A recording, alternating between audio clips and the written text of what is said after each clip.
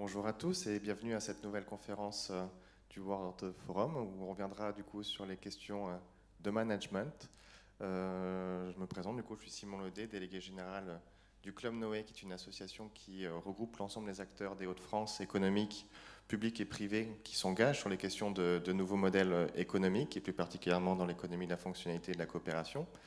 Et j'ai le plaisir du coup de co-animer cette conférence avec Romain Domici, qui est intervenant chercheur au laboratoire d'intervention et de recherche Atemis, qui est notamment l'un des principaux artisans du concept d'économie de la fonctionnalité et de la coopération et de son déploiement dans les Hauts-de-France. Alors, c'est dans ce contexte-là des nouveaux modèles économiques qu'on va du coup interroger la question du management et la question de l'organisation du travail en général. Pour ça, on va vous expliquer un peu dans quel contexte a émergé ces questions des nouveaux modèles économiques en Hauts-de-France, et on décortiquera par la suite à travers des cas d'entreprise qu'on vous exposera comment ces questions du travail se sont posées dans cette transformation des nouveaux modèles économiques. Donc pour bien comprendre au départ comment tout a commencé, ça a notamment commencé avec une forte coopération entre le monde de la recherche et le Conseil régional du Nord-Pas-de-Calais à l'époque, où l'enjeu était de réfléchir à la question de comment on peut mener une politique publique qui associe à la fois les enjeux économiques, les enjeux sociaux et les enjeux environnementaux, le tout de manière intégrée et pas de manière pensée d'une manière isolée et en silo. Première demande qui avait été faite dans un appel à recherche sur cette question-là. Et également, en deuxième demande qui avait été posée, c'était de dire que la région Nord-Pas-de-Calais avait déjà investi, avant les années 2000, au moment où l'appel à recherche avait été posé, dans des questions, dans les enjeux et dans les secteurs du recyclage notamment, et de l'industrie du recyclage. Et le Conseil régional constatait que ce modèle économique était questionnable, notamment parce que si demain on parvient à réduire le nombre de déchets, toutes ces industries qui ont été soutenues et déployées dans les Hauts-de-France ne seront plus rentables. Voilà, vous avez du coup deux enjeux qui ont été présentés au laboratoire d'intervention et de recherche Atemis, qui a du coup proposé le concept d'économie de la fonctionnalité et de la coopération pour répondre à ces questions-là. Voilà, première question, peut-être Romain, est-ce que tu peux nous expliquer du coup comment a émergé ce concept d'économie de la fonctionnalité et de la coopération dans cette logique-là de répondre aux enjeux proposés par le Conseil régional? Alors, le modèle de l'économie de la fonctionnalité et de la coopération, alors qui au départ d'ailleurs c'était modèle économique de l'économie de la fonctionnalité, en fait il trouve sa racine dans un constat un peu ancien dans l'économie, notamment dans l'économie ce qu'on appelle régulationniste, d'une mutation structurelle de l'activité économique. Et cette mutation structurelle, elle porte notamment sur l'émergence alors à vrai dire, si on regarde les emplois à partir des années 45, mais si on regarde le contenu du travail, une vraie mutation dans les années 70, 80, et l'émergence beaucoup plus forte en fait de dimensions relationnelles et servicielles.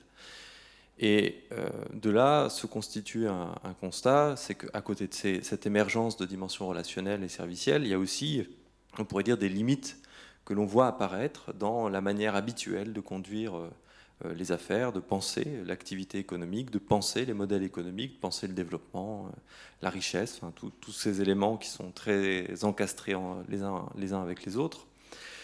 Et en fait, on voit l'émergence d'une limite environnementale, de limites sociales, là où le développement industriel avait apporté de la réduction des inégalités, du gain en espérance de vie, de la qualité de vie, de l'inclusion, ben, cette machine-là est grippée, et donc se pose la question, qu'est-ce qui amène cet arrêt, ce coup d'arrêt quelque part à un développement industriel?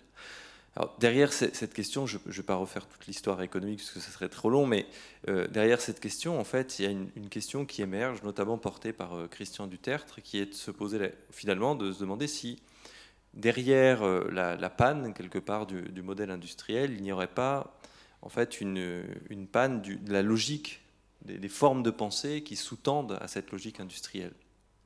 Et on peut faire un constat un peu rapide, c'est que cette forme de pensée, elle prend source pour le dire très vite, à la révolution industrielle, donc il y a à peu près 250 ans. Hein. J'aime bien prendre le livre d'Adam Smith sur la recherche sur la nature et les causes de la richesse des nations, donc qui est de 1776 comme point de départ. Et ce développement ensuite industriel, finalement, il trouve déjà beaucoup de ses bases dans cet ouvrage. Et en fait, dans cette perspective, il y a tout un tas de modes de réflexion, de modes de pensée qui s'établissent, notamment sur le fait qu'on dirige son entreprise avec comme visée de produire des quasi-biens, c'est-à-dire des choses qui sont transférables facilement à tout un chacun, que les gens veulent et demandent des choses de manière très claire et séparées de la production.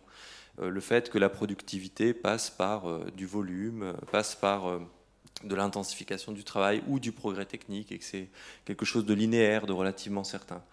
Et en fait, les travaux de Christian Duterte vont introduire l'idée que cette logique-là, finalement, elle échoue à la fois pour des raisons d'un contexte économique, mais aussi parce que la nature de l'activité s'est transformée. Alors à Thémis, dans l'acronyme, il y a la mutation de l'industrie et des services, et en fait, la mutation que représente la dimension servicielle de l'activité va mettre en panne une grande partie des formes de pensée, des modes de réflexion industriels, notamment en ce qui concerne et les dimensions du travail et de son encadrement, de son management, et les dimensions de modèle économique, c'est-à-dire de stratégie de développement, de manière à pouvoir intégrer notamment les enjeux du développement durable. Comment elle s'incarne cette mutation de l'économie? On passe du coup d'une part de l'activité fortement industrielle à quelque chose qui est beaucoup plus basé sur les services. Il y a des exemples concrets qui illustrent le fait que voilà, il y a une vraie mutation au niveau structurel de l'économie? Alors, il y a une mutation qu'on apprend généralement au lycée, qui est celle de la tertiarisation, c'est-à-dire du développement des emplois relevant des services. Et donc là, encore une fois, la courbe d'emploi de services, elle est au-dessus de celle de l'industrie à partir de 1945. Puis ensuite, c'est une croissance non-stop, là où, au niveau de l'industrie, ça augmente un temps, puis ensuite, ça décline. Donc ça, c'est une première mutation. Ça veut dire qu'il y a beaucoup d'emplois qui relèvent d'emplois de services. Alors après, il y a aussi un phénomène, c'est tous les phénomènes qu'on va avoir dans les années 70-80 d'externalisation. Et donc d'activités qui étaient intégrées dans des industries, je pense à la maintenance, au nettoyage, à l'accueil, qui vont se retrouver externalisées donc dans des entreprises de services. Donc ça, c'est une forme, on pourrait dire, déjà de développement des activités de services. Mais après, il y a aussi, on pourrait dire, l'extension du domaine du marché vers d'autres activités qui jusque-là étaient domestiques. On pense à la garde d'enfants, on pense l'aide à la personne. L'aide à la personne. Ensuite, il y a le développement aussi formidable de nouvelles activités du type la popularisation des universités, par exemple, qui font que l'enseignement supérieur prend aussi de l'ampleur. On a les hôpitaux qui se développent avec une capacité de soins aussi qui se développe. Donc, on a des nouveaux emplois qui sont là et avec une dimension dans ces nouveaux emplois très souvent relationnelle, servicielle. Pour illustrer ça, vous voyez que ce que je suis en train de faire, par exemple, c'est pas de livrer quelque chose qui aurait été préparé à l'avance, mis en place dans un système de production déconnecté du service rendu, de la production finale et de sa consommation. D'ailleurs, consommation, vous voyez que ça sonne un peu bizarre pour ce que je suis en train de faire. Et avec un point, alors on a Laurie qui va faire l'interface entre nous et les personnes qui nous écoutent, mais donc aussi la valeur de ce qu'on est en train de produire va se jouer dans cette interaction. Donc on pourrait dire que dans les activités de service, c'est un peu consubstantiel cette dimension de coproduction. Mais ce qu'on observe aussi, c'est que dans les activités, y compris de production de biens, il y a de plus en plus de place pour des dimensions relationnelles, notamment du fait de la complexité des biens qu'on produit aujourd'hui, qui sont quand même, on n'est plus dans la Ford-T d'Henry Ford, tout le monde choisit la couleur tant que c'est noir. On est aujourd'hui dans des combinaisons extrêmement complexes, ce qui fait que vous avez très peu d'usines où il n'y a pas chaque semaine, le lundi matin, une réunion d'équipe dans laquelle on prend le temps de comprendre finalement le process de production dans lequel on va être embarqué. Et en fait, une épaisseur relationnelle du travail qui, y compris dans les activités industrielles, s'accroît. Et donc, il y a un peu ces deux mouvements. Pour citer des collègues athémiciens, on parle par exemple de servicisation ou servicialisation pour parler de ce second mouvement, c'est-à-dire du développement de la nature servicielle des activités, y compris dans des domaines qui sont qui sont de la transformation de matière. Et d'ailleurs, dans les entreprises engagées dans le Club Noé, on va y revenir sans doute, hein, il y en a beaucoup qui sont aussi dans la production de matière. Hier, il y avait une présentation avec beaucoup d'entreprises, il y avait notamment Flexink dedans, qui est une imprimerie qui produit donc des biens, mais dans une démarche servicielle, et c'est dans cette démarche servicielle que finalement se joue l'occasion de renouer développement durable, production de valeur et aussi des dimensions de pertinence de l'activité. Donc on entend bien qu'il y a une mutation en fait de la nature du travail en réalité, qu'il y a une logique assez ancienne du coup qui vient de la révolution industrielle, qui continue de s'appliquer à une activité qui finalement est très différente de ce qu'elle était lorsque le modèle industriel est apparu. Tout ça, ça crée un certain nombre de limites. On est aussi confronté à des limites environnementales très très fortes. La crise sanitaire aussi que l'on vit, on peut aussi la raccrocher avec le développement d'un certain modèle économique qui nous emmène droit dans le mur. On parlait du coup de nouveaux modèles économiques. Ces nouveaux modèles économiques, et notamment l'économie à fonctionnalité, qu'est-ce qu'elle a à répondre à toutes ces limites? En quoi elle répond aux limites? Alors, en fait, déjà, je vais le redire là, bon, j'ai déjà dit dans les autres sessions, mais le modèle de l'économie, de la fonctionnalité et de la coopération, il faut vraiment le voir comme une paire de lunettes, un outillage conceptuel, une manière de regarder l'activité. Alors on pourrait se dire, c'est très sympa de regarder autrement l'activité, mais qu'est-ce que ça produit? C'est en regardant autrement, en fait, on voit aussi d'autres choses. On voit par exemple la dimension non pertinente qu'il peut y avoir à appliquer une logique industrielle à des activités où finalement l'enjeu de valeur qu'il y a, c'est un enjeu relationnel. Je vais prendre un exemple assez bateau comme ça, mais si on prend par exemple les questions du soin, on peut réduire le soin à l'acte technique médicalisé du soin et dire c'est une dialyse, une prise de sang, peu importe. Et organiser tout le travail pour multiplier, appliquer une stratégie de volume sur la base du soin. Et donc dire il faut aller de plus en plus vite pour la prise de sang, etc. Et après, voir la valeur finalement qui se génère dans les faits, matériellement, hein, c'est aussi, si vous faites une prise de sang à un enfant de 8-10 ans, dont c'est la première de toute sa vie, ou si vous la faites à quelqu'un qui a un problème chronique et qui revient toutes les semaines, c'est quand même pas le même travail derrière. Et ça, la logique industrielle, elle a énormément de mal à l'attraper, et au point qu'elle peut générer, ce qu'on voit d'ailleurs dans beaucoup des discours des soignants aujourd'hui, elle peut même être génératrice de maltraitance, en fait, d'un truc antinomique avec le soin, avec l'intention de soin, qui va être, on a l'impression d'être face à une machine, d'être en fait un traitement mécaniste, et donc pas du tout dans le soin, qui est quand même par définition une tension vers l'autre, une prise en compte de la singularité des personnes qu'on a face à soi. Donc là, on voit bien que la valeur, elle peut passer complètement à côté si on regarde les choses de manière en fait déformée par ce modèle industriel. Alors, c'est quand même juste une chose, c'est l'épaisseur réelle du travail. En fait, ça a toujours existé. Simplement, dans une perspective servicielle, ça devient particulièrement central, stratégique, que de ne pas passer à côté de ça. Parce que, en fait, sinon, ça devient un générateur de trucs absurdes où on fait comme si les choses se passaient comme sur le papier, alors qu'en fait, on y met plus d'énergie, on déborde.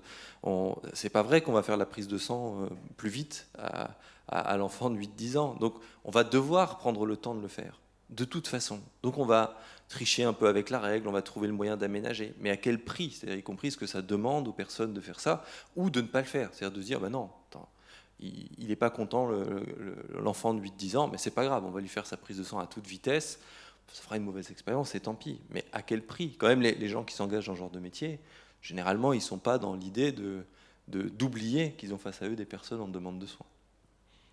Maintenant qu'on a poser un peu le contexte de l'importance de qu'est-ce qu'on appelle travail, c'est quoi la nature du travail dans la question des modèles économiques et surtout de la manière de penser de nouveaux modèles économiques. Peut-être revenir aussi sur comment ça s'est concrétisé, le déploiement de ces nouveaux modèles économiques en région, Hauts-de-France. Et si on revient notamment sur l'expérience de dirigeants d'entreprises qui ont été accompagnés, on parle de ça maintenant il il y a quasiment une dizaine d'années, les premiers dirigeants qui ont franchi le pas de repenser totalement leur modèle économique, c'était notamment des dirigeants d'entreprises qui étaient adhérents à des réseaux qui travaillaient à la question du développement durable, comme notamment le réseau Alliance et le centre des jeunes dirigeants. Et les premiers dispositifs d'accompagnement, ils concernaient uniquement le dirigeant d'entreprise. C'était un parcours de 12 mois, un peu plus de 12 mois, où les dirigeants se retrouvaient collectivement pour travailler sur le modèle économique des uns et des autres, avec les lunettes, comme tu le disais, de l'économie, de la fonctionnalité et de la coopération. Et puis, donc je faisais partie, moi, en plus des personnes qui organisaient ce dispositif d'accompagnement à l'époque, et on pensait un peu bêtement que, parce qu'on avait convaincu le dirigeant, qu'on l'avait même déformé, qu'on lui avait apporté ses lunettes de l'économie, de la fonctionnalité et de la coopération, ben voilà, c'était lancé. Finalement, l'entreprise va pouvoir totalement basculer, on disait même basculer dans l'économie, de la fonctionnalité et de la coopération, et on s'est rendu compte que ce n'était pas du tout le cas, en réalité. Les premiers dispositifs d'accompagnement, si on regarde un petit peu les effets non intentionnels, mais qui étaient négatifs à l'époque, c'est qu'on a isolé des dirigeants dans leur propre boîte. On y reviendra avec des exemples concrets vis-à-vis de leurs collaborateurs, vis-à-vis aussi de leurs clients. Et c'est là où en fait on s'est rendu compte qu'on ne pouvait pas simplement convaincre un dirigeant de ce vers quoi il devait aller en termes de modèle économique, mais la manière dont il va organiser le travail en interne, avec le travail de ses clients, le travail de ses partenaires, enfin bref, le management, on ne peut pas le laisser de côté. C'est pas juste parce qu'on a l'idée d'une nouvelle offre qui va dans le sens de l'économie à fonctionnalité, qui répond aux enjeux de l'environnement, qui intègre mieux les enjeux sociaux, et surtout qui est aussi pertinent d'un point de vue économique. Tout ça, ça ne suffit pas, même si on a trouvé la bonne idée, à y aller vraiment concrètement. Donc c'est dans ce cadre-là que quelques années après, on a décidé d'accompagner des managers, parce qu'on était aux prémices aussi de ce concept-là. On avait encore beaucoup beaucoup de recherches finalement et d'interventions à faire, et c'est comme ça que du coup on a décidé de créer un dispositif d'accompagnement, non pas pour les dirigeants, mais pour les managers, et à poser la question du coup, si l'enjeu de nouveaux modèles économiques, c'est de transformer la nature même du travail, la façon dont on l'organise, etc. Ça, c'est très conceptuel, mais concrètement, ils font quoi, nos managers? Et c'est du coup, dans le cadre de ces dispositifs d'accompagnement, on a créé ce qu'on appelle un référentiel métier, qui pose en gros un certain nombre d'enjeux que chaque manager doit avoir en tête pour pouvoir initier et renforcer la transition de son entreprise vers un nouveau modèle économique. Et donc du coup, voilà, c'est ces enjeux sur lesquels on va revenir maintenant. Pour chaque enjeu, on vous présentera un cas d'entreprise bien concret pour qu'on puisse se rattacher à des expériences réelles qui ont été vécues. Et finalement, c'est le point de départ aussi de l'économie, de la fonctionnalité, de la coopération, c'est la question de la santé au travail. Et ce n'est pas aussi une petite question en termes de limites auxquelles on est confronté. On parle beaucoup de souffrance au travail, d'épuisement professionnel. Il y a suite aussi, peut-être, tu pourras revenir dessus, Romain, mais ce qui caractérise aussi cette transformation de la nature du travail dans cette logique de service, et avec une logique industrielle qui a été appliquée a fortiori, ça a même provoqué des suicides sur les lieux de travail, qui était un phénomène qui existait beaucoup moins auparavant, qui montre quand même que la question de la santé au travail, c'est pas une petite question. Elle est au point de départ de l'économie, de la fonctionnalité, de la coopération. Et on a eu du coup plusieurs dirigeants d'entreprise qui sont rentrés dans un dispositif vers les nouveaux modèles économiques, avec cette question première de comment, au bout d'un moment, mon travail, le travail de mes collaborateurs, est facteur d'émancipation et facteur de santé. Et pour pouvoir illustrer ça, on va partir d'une entreprise qui est une agence de communication et qui était donc du coup voilà, une activité a priori de service, mais qui en réalité avait bien une logique industrielle qui était appliquée, puisque grosso modo, pour pouvoir se développer, elle n'avait pas 36 solutions, il fallait qu'elle produise plus de flyers, il fallait qu'elle produise plus de sites internet. C'est ça qui était facturé, c'était l'unité de facturation d'ailleurs. Et tout ça poussait à organiser le travail dans un sens qui ne convenait pas du tout aux dirigeantes associées de cette entreprise. Elles n'avaient pas, si je les cite même, elles n'avaient pas créé cette agence pour faire ça. C'est pas du tout Ce n'était pas du tout le projet de départ. Et du coup, le travail dans l'économie à fonctionnalité de la coopération a permis du coup de repenser, mais à quoi réellement on sert? La question de l'usage et de l'utilité, eh bien l'enjeu central peut-être de l'économie de la fonctionnalité de la coopération. Et juste du coup, en repensant la manière de produire, proposer la question de qu'est-ce qui a réellement de la valeur, qu'est-ce qui est réellement utile, et ensuite on trouve le mode de contractualisation qui permet de mettre tout ça en place. C'est une première chose, mais ça change aussi totalement le travail. Est-ce que, quand je fais un petit peu cette trajectoire, j'ai eu cette trajectoire autour de cette agence de communication qui pose la question de la santé au travail, comment tu vois ça de ton côté de chercheur en Inde? Alors, je pense qu'il y a déjà une chose, c'est... tu utilises d'ailleurs beaucoup cette expression du déjà là, c'est quand on commence à s'intéresser au travail réel, en fait, pour reprendre cette agence de communication, quand on leur demande un logo, quand on leur demande une plaquette, en fait, on fait disparaître leur travail. On fait comme si leur travail, c'était une boîte noire, et puis à la sortie, il y a un logo, il y a un flyer, il y a un livrable comme ça. Et dans le parcours éco de la fonctionnalité avec elles, ce qu'on a beaucoup fait, c'est de leur poser la question, mais vous, concrètement, qu'est-ce que vous avez à faire? Et pourquoi vous le faites? En quoi c'est un... Et en fait, le logo, qui est la forme un peu matérialisée de tout ce travail, il demande une foultitude de choses avant, et surtout un point très particulier de l'économie de service, c'est la participation du client. Parce que entre un client qui ne vous donne aucune information, puis un autre qui a des archives bien rangées, qui a une identité, qui a travaillé déjà en interne son identité, son histoire, son message, etc., ça ne prend pas le même temps de faire le logo. Ce n'est pas le même travail pour faire le logo. D'un côté, il faut quasiment introduire la question de la communication dans une entreprise qui ne l'a jamais pensée, et c'est ça le travail. Et d'un autre, il faut juste récolter de l'information. Enfin, juste, c'est pas non plus si facile, mais il faut récolter l'information et la traduire en logo. C'est pas exactement le même travail. Et les deux situations, d'ailleurs, existaient pour cette agence et se retrouvaient prises à facturer finalement une chose, mais avec finalement un truc. Alors d'ailleurs, beaucoup de clients qui disaient, mais attendez, fabriquer un logo sur Internet, on trouve quelque chose de moins cher. Bah oui, sur Internet, il n'y a pas d'autre travail que le logo. Et donc c'est vraiment cette question de qu'est-ce qu'on produit déjà en vrai, concrètement dans notre travail, à quoi on est confronté.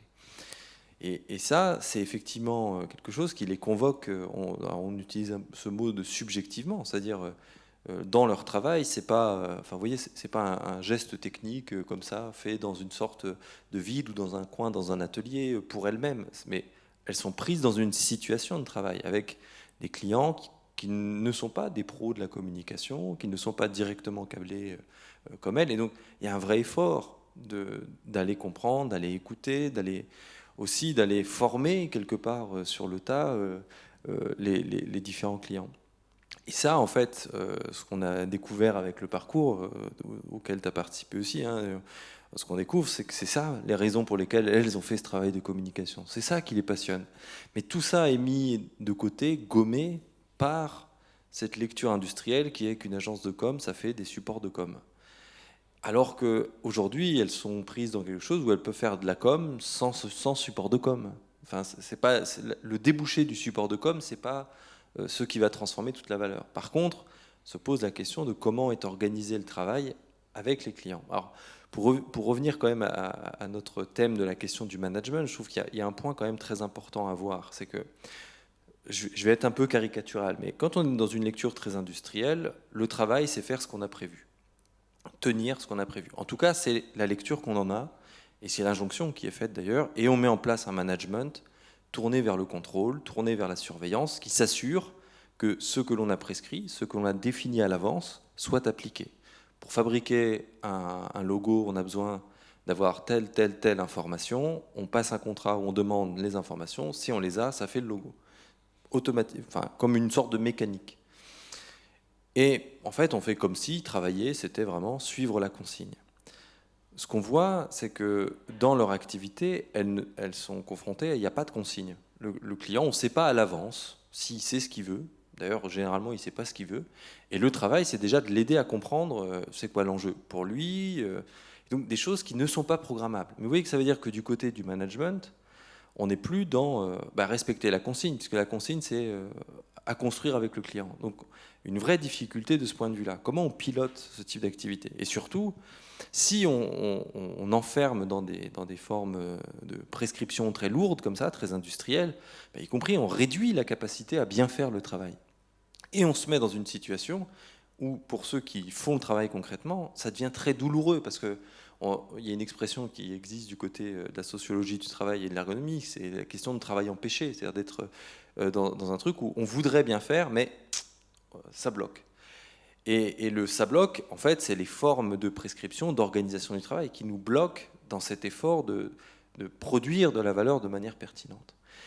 Et je pense que pour les deux associés de l'agence de com, c'était ça qui était absolument central, c'était de sentir que ça marchait plutôt bien, leur agence, d'un point de vue commercial, ça marche bien. Sauf que très souvent, elles étaient prises dans...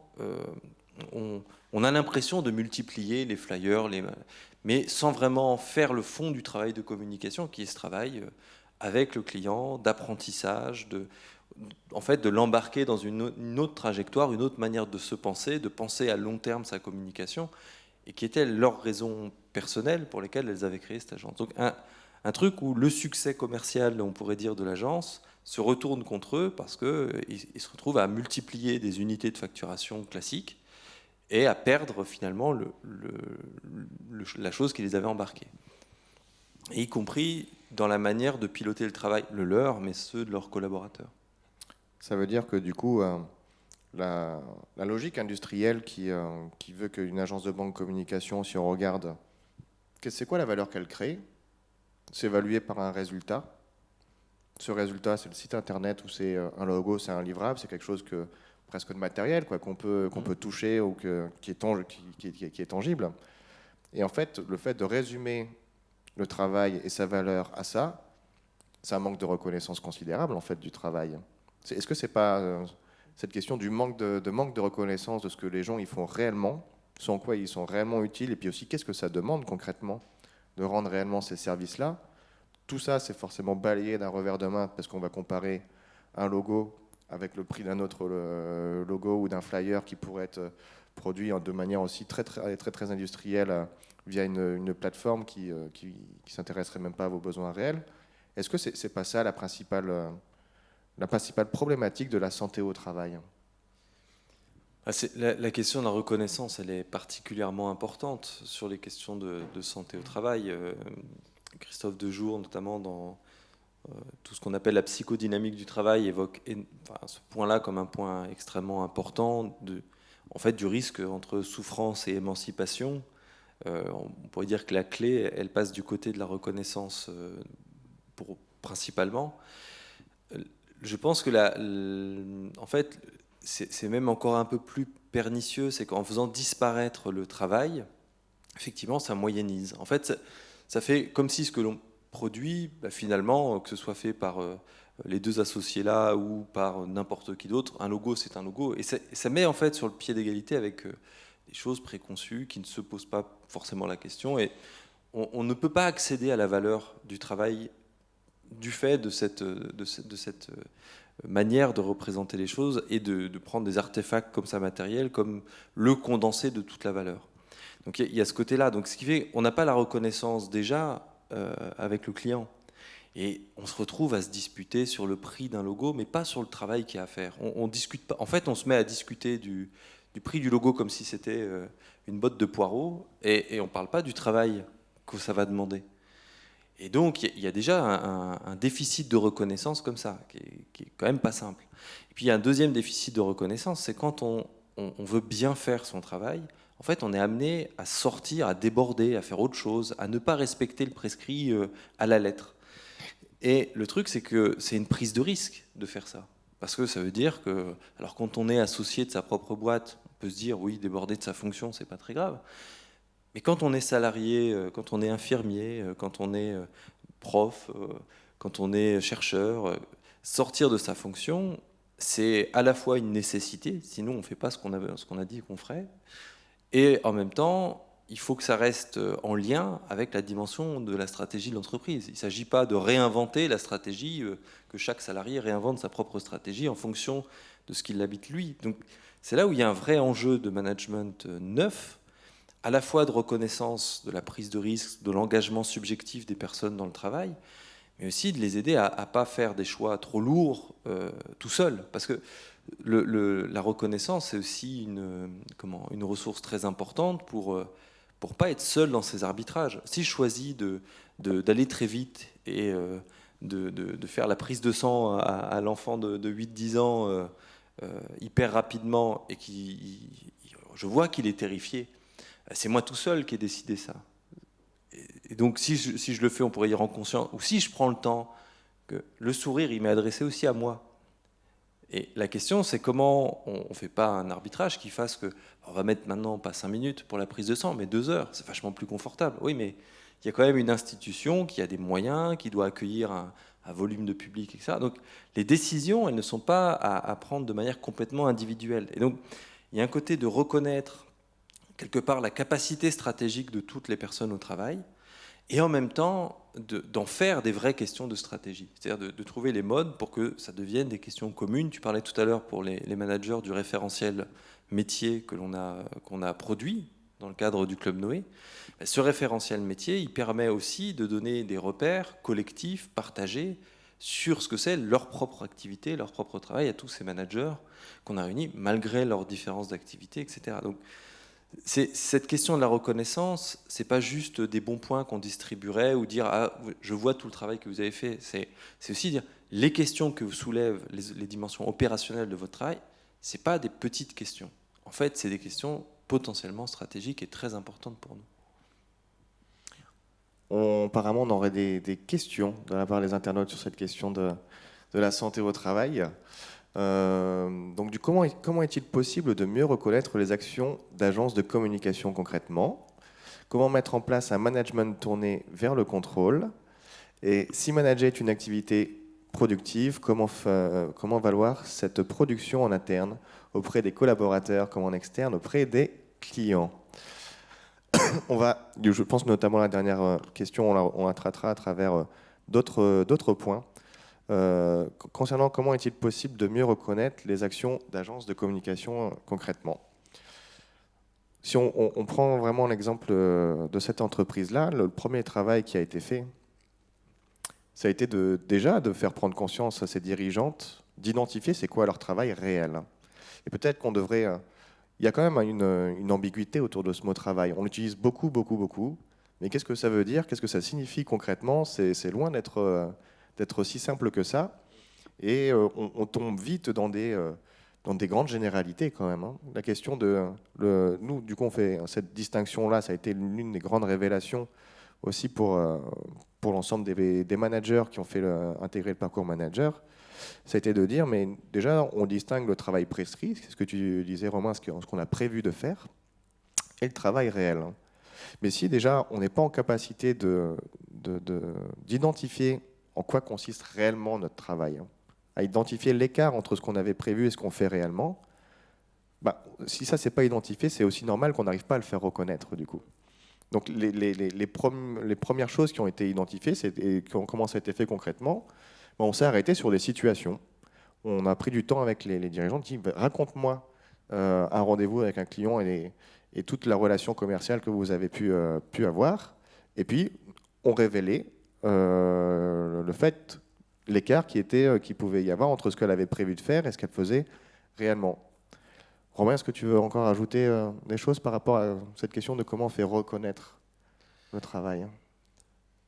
Là, on va en reparler un peu dans la session d'aujourd'hui, mais c'est cette dimension en fait d'organiser des moments d'évaluation, c'est-à-dire de se donner des occasions de mettre justement le travail en discussion avec les clients, avec les tiers, mais aussi en interne. Hein. On va parler tout à l'heure beaucoup de réflexivité, c'est-à-dire il n'y a pas une recette miracle pour faire ça. Par contre, il y a vraiment, c'est là où les concepts nous aident. Il y a ce concept effectivement d'une évaluation du travail, mais pas pour dire seulement le résultat, ce que ça a produit, mais aussi s'intéresser à ce que ça demande, s'intéresser aux raisons aux arbitrages que l'on a quand on choisit de dériver, de faire autre chose, de faire plus, de faire moins, et d'organiser quelque part des moments à la fois pour révéler ces aspects-là, c'est-à-dire qu'on y accède.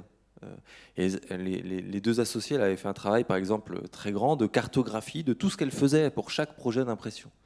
Elles avaient repéré vraiment toutes les questions qu'elles se posent, comment ça s'articule, et aussi comment c'est pris en charge. Alors elles avaient fait un truc assez synthétique après autour de ça, mais ça donnait une vraie vue un peu complète.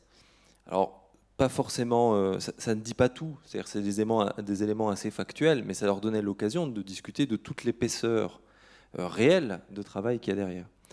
Donc ça, c'était un moyen, par exemple, où elles se présentaient vers les clients en disant bah, un projet de communication, c'est tout ça.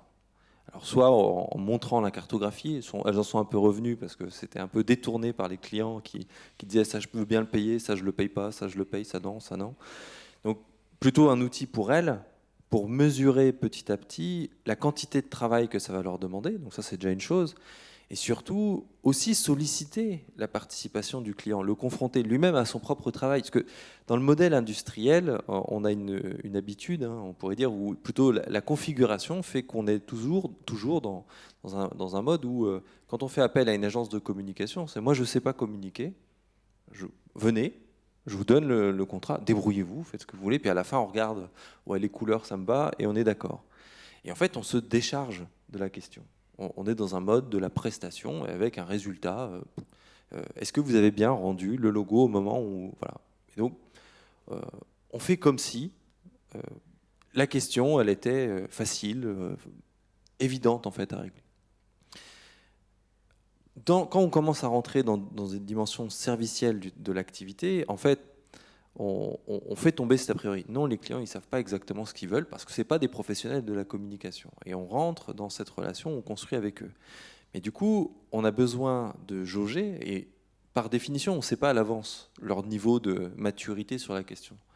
Donc il y a besoin de jauger, de comprendre où ils en sont pour aller les rejoindre, l'effort que ça va nous demander, mais aussi leur demander. Donc c'est pas qu'un problème de reconnaissance de mon travail à moi, c'est aussi de faire prendre conscience qu'on a besoin du travail de l'autre, que ça va lui demander quelque chose. Alors comment on le fait?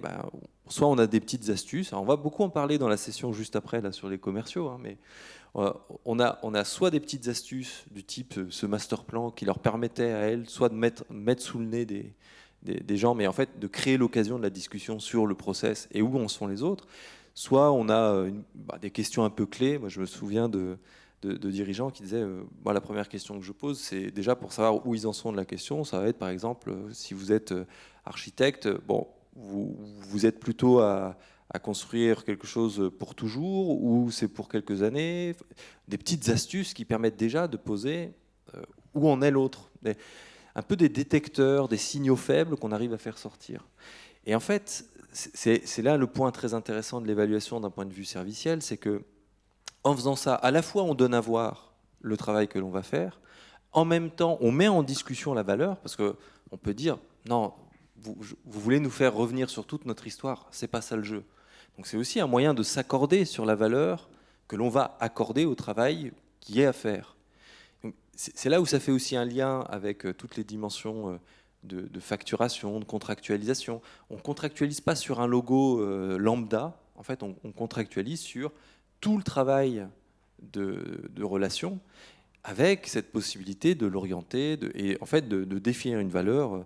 On parle des fois de relation marchande sans marché, c'est-à-dire une valeur qui est singulière, spécifique à cette relation sur laquelle on s'est accordé. Et donc c'est pas une lutte contre le client en disant regardez tout ce que j'ai fait, c'est vachement bien et c'est vachement plus que ce que vous aviez prévu, donc il faudrait payer plus cher. Ça marche pas, ça. C'est pas sur ça qu'il s'est engagé. C'est vraiment de le penser dans une durée qui est au démarrage. Forcément, il comprend pas, il sait pas où il met les pieds, pas plus que nous. Et comment on organise dans le temps, dans la durée, dans la prestation, à travers l'ensemble de la prestation, des occasions de mettre en discussion cette valeur. Et on n'est pas dans ce modèle classique qui veut qu'au moment où on signe, tout est déjà réalisé presque. Sur le papier, du moment où vous avez signé l'accord, on est censé avoir fait toute la valeur. Et puis, c'est ce qui justifie qu'on est payé tout de suite, puis un peu à la fin, en se disant, voilà, on a, sur le papier, c'est bon. Comme s'il n'y avait plus rien à faire. En fait, c'est là que normalement que le travail commence. Et c'est là qu'on découvre justement un peu la profondeur de champ de ce qu'on a à faire. Je propose qu'il y ait une question aussi sur le contrôle, qu'on la garde sur le coude, parce qu'on va traiter notamment la question de l'autonomie, et je pense que du coup, ça pourrait être quelque chose qui pourra bien matcher. Donc du coup, on a brossé un peu les enjeux autour de la santé au travail, en identifiant que la reconnaissance du travail réel n'était pas un petit enjeu. Autre grande catégorie à prendre en compte dans le nouveau métier de manager, dans les nouveaux modèles économiques, c'est la question de la coopération. Forcément, économie, la fonctionnalité de la coopération, on ne peut pas passer à côté de cette notion-là. Concrètement, qu'est-ce que c'est la coopération? Prendre en compte les contraintes de l'autre dans son propre travail, et que ça aille dans les deux sens. Je me soucie un minimum, au maximum plutôt, en tout cas un juste milieu, de qu'est-ce que fait l'autre, qu'est-ce qui l'embête, qu'est-ce qui lui résiste au quotidien, et comment, au bout d'un moment, moi, dans mon propre travail, je peux prendre en compte ces contraintes et y répondre. Cette question-là, je vais vous parler de 2 cas d'entreprises qui ont été confrontés directement, lorsqu'ils ont changé leur modèle économique, à cette question de la coopération. Un premier cas, c'est une société de packaging, a été dans le premier dispositif d'accompagnement de dirigeants d'entreprise en 2012. Et puis voilà, dans ses réflexions sur l'économie de la fonctionnalité, elle réfléchit à en quoi c'est utile le packaging, à quoi ça sert. Puis du coup, on se rend compte que le packaging, ça sert à 1, transporter de la matière, 2, ça apporte de la connaissance, et 3, il y a une notion de sécurité aussi, notamment dans l'alimentaire, etc., ou là, dans le respect de la chaîne de froid, etc., il y a plein d'enjeux de sécurité et de santé. Donc le dirigeant, il a bien compris au bout d'un moment que dans l'enjeu de l'économie de la fonctionnalité, c'est plus faire reposer la valeur sur des choses matérielles, mais sur des choses qui sont immatérielles, sur des services. Donc il se dit, très bien, du coup je suis une boîte de packaging, de négoce de packaging, je vais tendre vers le zéro packaging et je vais plutôt essayer d'apporter des solutions de transport à la matière qui apportent des connaissances et de la sécurité. Un truc un peu jargonneux comme ça, un peu abstrait, puis le dirigeant va voir ses commerciaux et annonce sa stratégie en disant, voilà, l'avenir de la boîte, c'est le zéro packaging, et on va faire ça, on va créer des nouveaux services.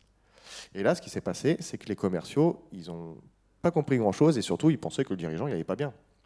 Même pas en lui conseillant de prendre une semaine de vacances et de revenir avec les idées un peu plus claires, quoi. Et c'est là où on voit très concrètement que la question de la coopération, elle est centrale dans l'économie à fonctionnalité, c'est-à-dire que le dirigeant seul qui a trouvé une piste qui l'emmène vers des nouveaux modèles économiques, s'il l'a pensé tout seul et qu'il veut la mettre en place, il ne pourra pas le faire seul.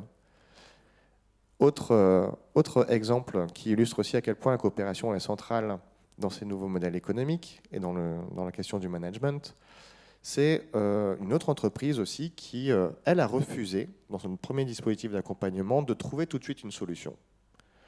Une entreprise qui est dans le bâtiment et qui s'est dit, mais moi, si je commence à trouver une nouvelle offre très très différente, en rupture totale avec mon métier actuel, et que j'annonce ça à mes collaborateurs ne vont pas me suivre. Ils ne vont pas comprendre d'où ça sort, etc., etc. Donc là, et surtout, je ne suis pas suffisamment bien organisé en interne pour pouvoir réellement transformer mon modèle économique. Donc première chose qu'il a fait, c'est de transformer son organigramme, de repenser totalement les relations de travail au sein de cette entreprise et dire que c'est quoi le rôle de la direction, c'est quoi le rôle des managers et c'est quoi le rôle des personnes qui installent les chaudières, puisque c'est une entreprise qui installe des chaudières entre autres, pour voir un peu quelles sont les corrélations entre ces différents axes et puis le client aussi, qu'est-ce qu'on lui demande comme travail et comment il fait partie quelque part aussi de l'entreprise. Romain, quand je dis un petit peu ces 2 trajectoires entreprises qui ont abordé la question du management, mais la question des nouveaux modèles économiques de manière totalement différente. Comment tu vois les choses?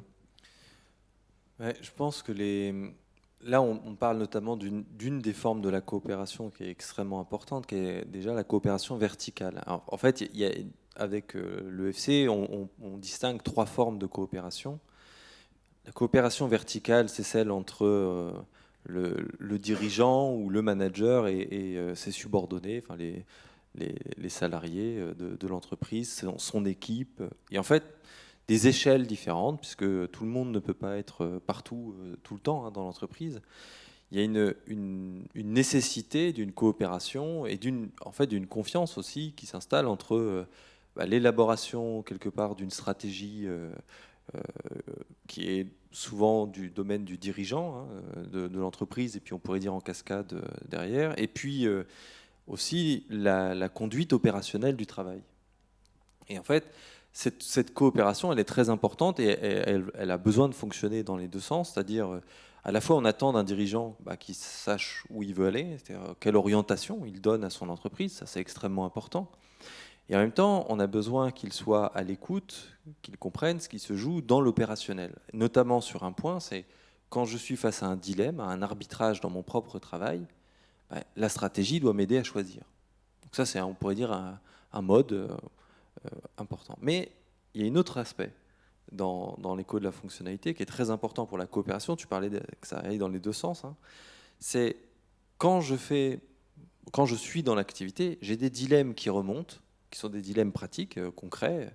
Combien de temps je donne au client sur la communication? Combien de temps je prends avec lui? Est-ce que je donne la priorité à voir le chef d'entreprise ou la responsable ou le responsable de la com? Comment je m'y prends? Et en fait, là, il y a des questions qui potentiellement recèlent des questions stratégiques. J'ai besoin aussi de pouvoir les adresser au manager. Et le manager, du coup, a ce rôle particulier dans cette dimension de coopération verticale, qui est d'être quelque part le garant d'une capacité à coopérer entre le stratégique et le quotidien. Ça, c'est quand même une fonction particulièrement importante, parce que dans le modèle industriel, pour reprendre celui-ci, le manager, d'ailleurs la figure, on pourrait dire, c'est plutôt celle du contremaître que du manager, mais c'est la déclinaison d'objectifs qui sont décidés comme stratégiques par ailleurs. Et donc, lui, le manager dans ce cadre-là, il vise à opérationnaliser à son échelle des objectifs décidés ailleurs et puis faire en sorte de les tenir.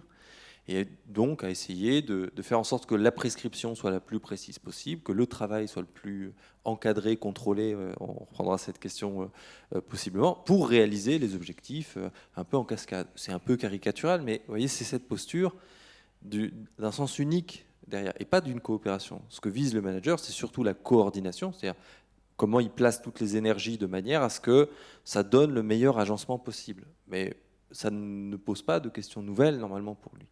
C'est le rôle d'une autre fonction qui va être la recherche et développement, les bureaux de méthode, etc., qui, eux, vont essayer de faire ce travail. Mais vous voyez, on fait comme si les gens qui travaillent ne sont pas confrontés à des questions stratégiques. En fait, notre pari, notre hypothèse, c'est qu'elles le sont très souvent, et que là-dedans, il y a une sollicitation très forte vis-à-vis du métier de manager. Et d'autant plus dans les activités servicielles où on est confronté à des arbitrages, on ne peut plus complexe, on ne peut plus non maîtrisable, on pourrait dire. Et donc, il y a un vrai besoin de management. Ça, c'est une chose très importante, parce qu'il y a pas mal de dirigeants, mais peut-être que tu vas en dire 2 mots après, qui sont passés par un mouvement qu'on appelle l'entreprise libérée. Alors, c'est pas pour en vouloir à ce mouvement en particulier, mais cette idée qu'en fait, on aurait besoin de faire disparaître l'encadrement. Et de notre point de vue, il y a une vraie question, parce que faire disparaître l'encadrement, c'est aussi faire disparaître cette ressource dont ont besoin les personnes qui travaillent, et cette capacité à articuler l'opérationnel et le stratégique. Après, les 2 autres formes de coopération, il y a donc une coopération horizontale à l'intérieur de l'entreprise, avec ce que tu dis, c'est prendre en compte dans son propre travail le travail de l'autre, et en fait, dans le travail de l'autre, c'est les propres contraintes de l'autre. Qu'est-ce qui l'inquiète, qu'est-ce qui le préoccupe? C'est quand même une chose pas toujours simple quand on est designer et qu'on est avec quelqu'un qui est spécialisé dans la stratégie de communication. Faut comprendre ce que sont pour bien passer la commande au designer, il faut comprendre un petit peu son métier, ce qui est faisable, ce qui n'est pas faisable, comprendre aussi un peu les repères de son propre métier. Alors pas pour devenir soi-même designer, on ne va pas tous faire tous les métiers. Mais c'est important quand même d'avoir ces moments où on verbalise aussi ce qui ne va pas. Pourquoi la commande que tu passes, ça ne va pas. Ça, ce n'est pas suffisant, il faut rentrer ensuite dans ça ne va pas, parce que voilà ce que ça heurte dans mon activité. Avec un point peut-être qu'on met souvent en avant, c'est de ne pas tout de suite choisir l'option personnalisée. C'est-à-dire les gens ne veulent pas coopérer parce que non, mais lui, de toute façon, il ne coopère jamais. Mais le problème de cette option, c'est qu'elle fait disparaître l'enjeu du management. Ce n'est plus un problème de management, c'est un problème de personne, et donc le manager n'a rien à y faire. Donc, comment on joue de se dire, non, les gens ne sont pas d'abord de mauvaise volonté. Ça existe, les gens de mauvaise volonté, on ne va pas se cacher non plus, mais ils ne sont pas d'abord de mauvaise volonté. En fait, ça heurte leur travail. Et donc c'est de ça qu'il faut discuter pour organiser la coopération. Enfin, la troisième coopération, c'est la coopération dont on parlait tout à l'heure avec le client. Alors là, c'est encore pire, parce que le client, il n'est pas subordonné. On ne peut pas passer par un chef qui dit « Oh, monsieur le client, faites ce qu'on vous a dit ». Ça ne marche pas.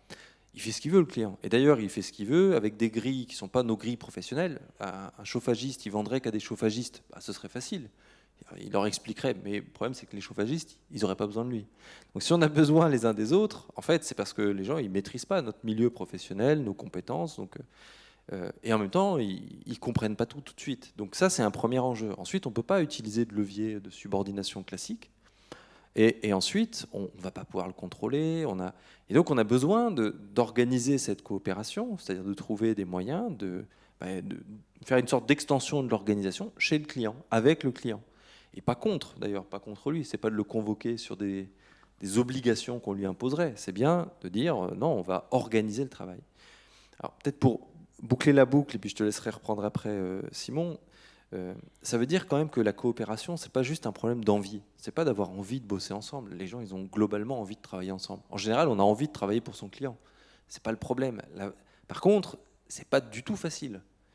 Parce que se dire, bon, il comprend pas. Je me souviens d'un dirigeant, d'un manager qu'on avait accompagné, commercial d'ailleurs aussi, qui disait, mais mon client, je lui offre mieux, moins cher, il en veut pas.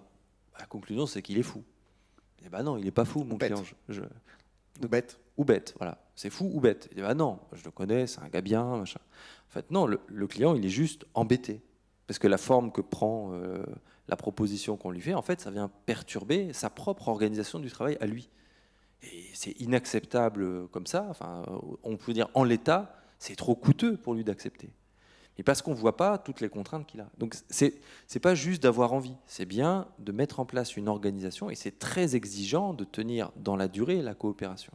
C'est extrêmement exigeant. Et c'est pour ça que le manager, il a un rôle particulièrement central, parce que au Club Noé, un temps on t'appelait garant de la coopération, alors ce qui est toujours assez vrai, mais on voit bien, c'est une fonction extrêmement importante.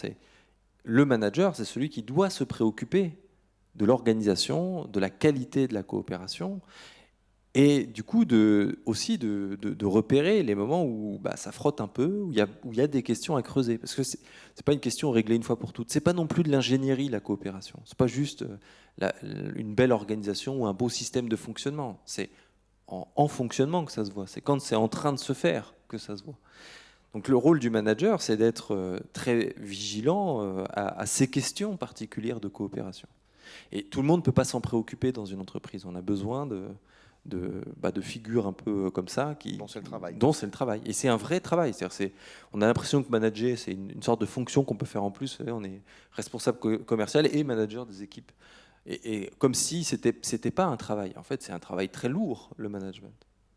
On va y revenir justement à quel point potentiellement on est passé à côté, enfin en tout cas certaines expériences sont passées à côté de finalement à quoi ça sert un manager, puisque on va rentrer maintenant sur la question de l'autonomie. C'est quelque chose dont on parle beaucoup, les dirigeants autour de nous et les managers rêveraient d'avoir des salariés autonomes.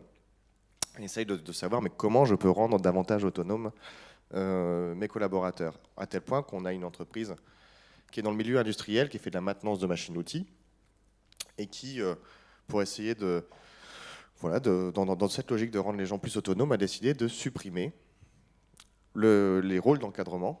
Donc, grosso modo, les managers, tout le monde, grosso modo, est à égalité, a la même capacité d'autonomie, de prendre des initiatives, des décisions, etc. Et puis, la main invisible de la coopération fera le reste, quoi.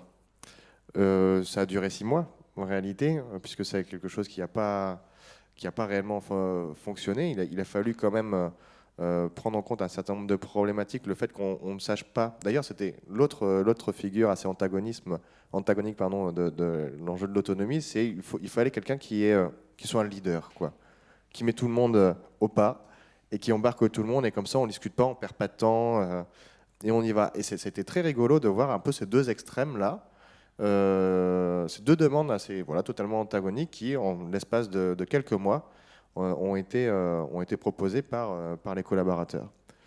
Et cette autonomie, un autre exemple assez significatif d'une entreprise qui installe des installations électriques et qui dit vraiment mes collaborateurs, j'aimerais aussi qu'ils soient plus autonomes parce qu'ils m'appellent énormément pour des choses.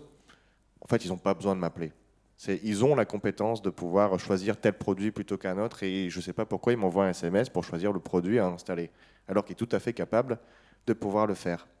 Et donc il ramène ça du coup dans le parcours manager et on lui fait prendre conscience que en fait, dans le choix du matériel qu'il va poser, en fait, il y a énormément de questions stratégiques qui sont posées derrière. Ce n'est pas juste une question d'autonomie, c'est qui, en réalité, endosse la responsabilité de prendre cette décision stratégique.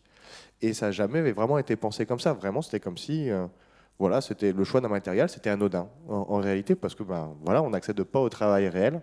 Encore une belle illustration dans une logique classique, tu te débrouilles pour acheter ton matériel et tu l'installes, comme si c'était quelque chose de simple, c'est un prescrit sans enjeu particulier. Ou alors, non, si je veux vraiment rendre service à mon client, le choix du matériel, il va être totalement un enjeu redoutable pour pouvoir atteindre cette performance-là.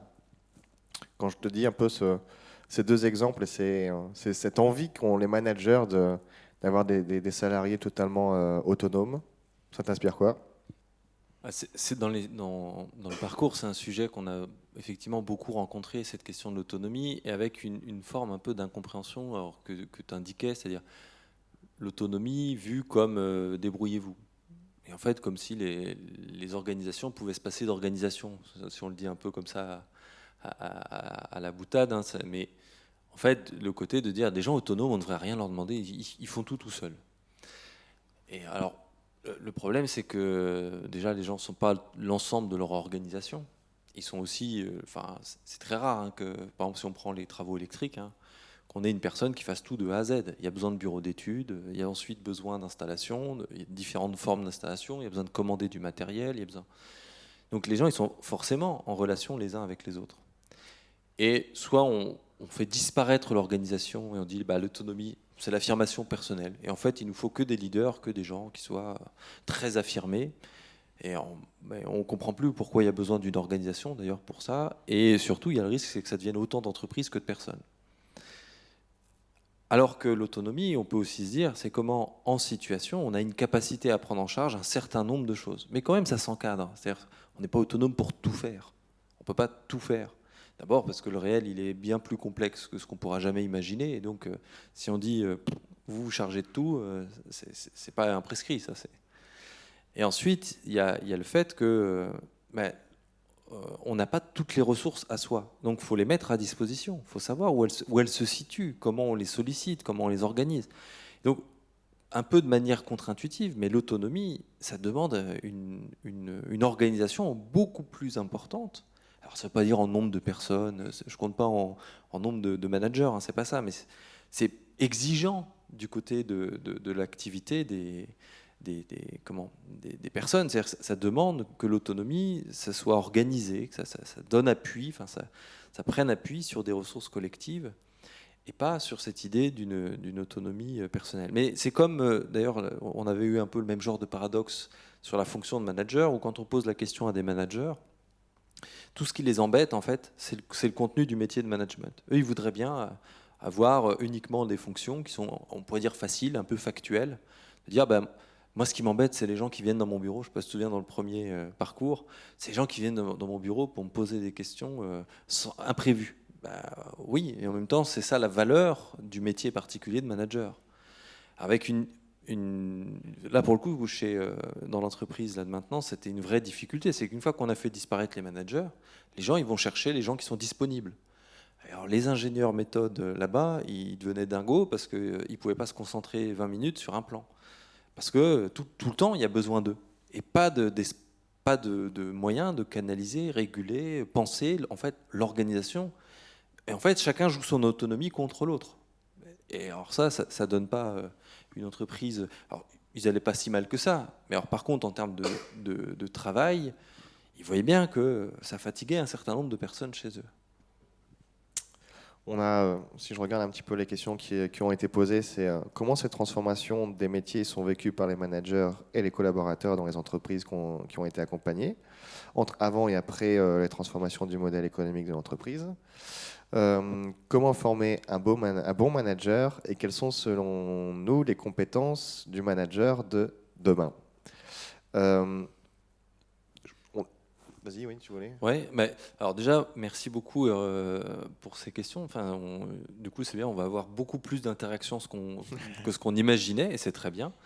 Euh, Sur la transformation, je te laisserai répondre parce que je pense que c'est plutôt toi qui as le contact avec les entreprises au quotidien et donc la possibilité aussi de dire, enfin, de donner des retours, un peu de réflexivité pour toi. Alors, sur la formation d'un bon manager, alors c'est une vraie question aujourd'hui, puisque en fait, il y a déjà, mais comme pour les dirigeants, à vrai dire, on n'apprend pas aujourd'hui à être dirigeant, on apprend de manière très théorique, en fait, le métier de management, en général avec des grilles, un peu des astuces. Quand on n'est pas très sympa, on dit il y a des livres de recettes en management, comment on fait pour travailler les compétences, comment on repère les profils des personnes, comment. Donc il y a un peu ces côtés d'outils. On est très tourné vers les outils.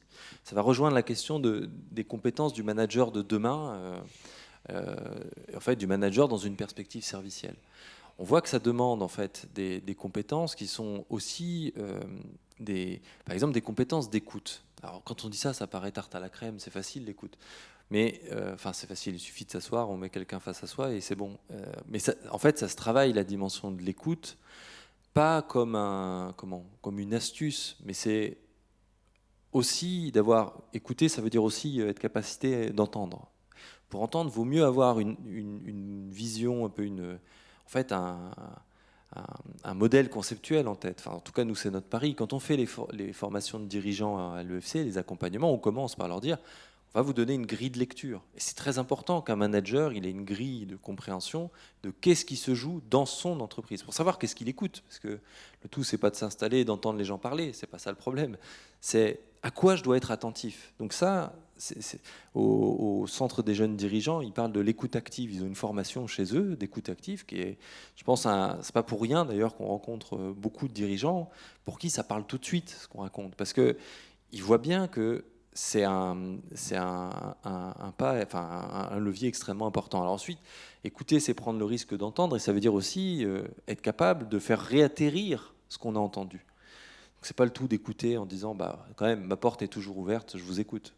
Non, il faut ensuite où est-ce que ça atterrit, comment ça atterrit, comment aussi on trouve le moyen de dépersonnaliser, de sortir de la situation individuelle et spécifique qu'on peut rencontrer pour mettre en discussion en fait des choses qui sont des questions d'organisation. Donc ça demande un travail de traduction que le manager a besoin de faire. Donc ça fait une deuxième compétence. Il y a l'écoute, il y a cette dimension de traduction. Il y a aussi cette dimension dans la traduction on pourrait dire une traduction dans l'autre sens, c'est-à-dire comment les questions stratégiques, on trouve des moyens de les traduire, de les mettre à l'épreuve des dimensions plus réelles, plus concrètes du travail. Donc, après, les formations aujourd'hui pour les managers, en tout cas, je pense que ce qu'on est en train de faire, c'est d'essayer d'inventer la formation du manager de demain. Et c'est d'ailleurs le pari qu'on a pris avec les dirigeants, enfin les managers qui sont dans le groupe. Et d'ailleurs, ça a été notre méthodologie de venir avec plutôt une feuille blanche, sauf sur les questions de modèle économique, nos intuitions, nos hypothèses sur le management, qu'on a confrontées à leurs expériences. Alors, du coup, ça permet de reboucler avec la question sur les transformations qu'on a vues, puisque ce que je suis en train de vous raconter là, vous voyez, c'est pas une théorie dans un monde, dans une discussion uniquement et purement disciplinaire. En fait, c'est quelque chose de mis au travail dans les entreprises et que nous, on essaye petit à petit d'étayer et de constituer. Et le référentiel qu'on a construit, finalement, c'est la forme aboutie de ce qui compose, quelque part, le métier du manager de demain. Avec un tout dernier point, puis je te passe la parole, c'est cette question aussi d'une capacité à organiser ce qu'on va appeler le travail réflexif. C'est-à-dire une capacité à mettre en place dans son entreprise des dispositifs qui permettent de mettre en discussion le contenu du travail, les contenus de la coopération, et de le faire, alors de manière, il n'y a pas de règle absolue, là c'est pareil, parce qu'entre je pense toujours comme ça, mais à une entreprise qu'on avait accompagnée il y a assez longtemps maintenant, qui est une pisciculture, où les gens ils sont tous dehors, pas très nombreux, et puis un notaire, ou un avocat, ou une grosse boîte où il y a plein de services différents, plusieurs sites, etc., c'est quand même pas exactement les mêmes questions qui se posent. On y reviendra un peu vers la fin, mais c'est cette capacité du manager à concevoir des dispositifs réflexifs dans sa propre entreprise. Sur la question aussi, c'est une très bonne question, c'est quoi un bon manager du coup dans notre affaire? De toute façon, le métier de garant de la coopération, quelque part, parce que manager, en plus c'est un anglicisme, c'est quand même un mot assez curieux quand même, où on ne sait pas très bien ce que ça regroupe dans le réel. Donc le passage par l'anglais nous aide pas vraiment. Par contre, si je dis que c'est le garant de la coopération, ça s'en dit déjà un peu plus. C'est pas forcément d'une clarté absolue, mais quand même, c'est quand même un peu plus clair. Et la capacité du coup qu'un manager a accéder au travail réel des gens, de savoir que entre ce qui était prévu et ce qu'il a fait réellement, il y a toujours la personne qui a fait ça, elle a des raisons qui sont avant tout professionnelles. Pour savoir c'est quoi un bon manager, je vais passer du coup c'est quoi un mauvais manager. Un mauvais manager, c'est quelqu'un qui va tout réduire, toutes les problématiques de l'entreprise à des questions de personnes. Tu l'as dit tout à l'heure, où c'est avec un tel on ne peut pas coopérer parce qu'il est trop caractériel, ou il est trop ceci, ou il est trop cela. Donc toute la dimension de travail, là encore une fois, elle est totalement mise de côté. On parlait de manque de reconnaissance. Il n'y a rien de pire du coup de poser les problèmes vécus dans l'entreprise en personnifiant cette affaire. Donc du coup, et c'est pas simple quand même, parce que quand même, dans l'entreprise au quotidien, il y a des situations compliquées, etc. Et ça va tellement plus vite de dire qu'un tel, de toute façon, c'est pas normal que vous ayez telle problématique, parce qu'en fait, avec lui, ça peut que se passer comme ça, quoi. Ça personnifie l'affaire. Quelqu'un qui dit au bout d'un moment, attendant, qui a le recul pour dire, oui, non, mais qu'est-ce qui se passe dans son travail pour au bout d'un moment qu'il ait fait ce choix-là, qu'est-ce qu'il a comme repère professionnel qui l'a poussé à faire ce choix-là, qui a posé un certain nombre de problèmes. Ça, quand même, ça demande une prise de recul et voilà, une vision du travail qui est pas si bien répandue que ça, quoi, en réalité.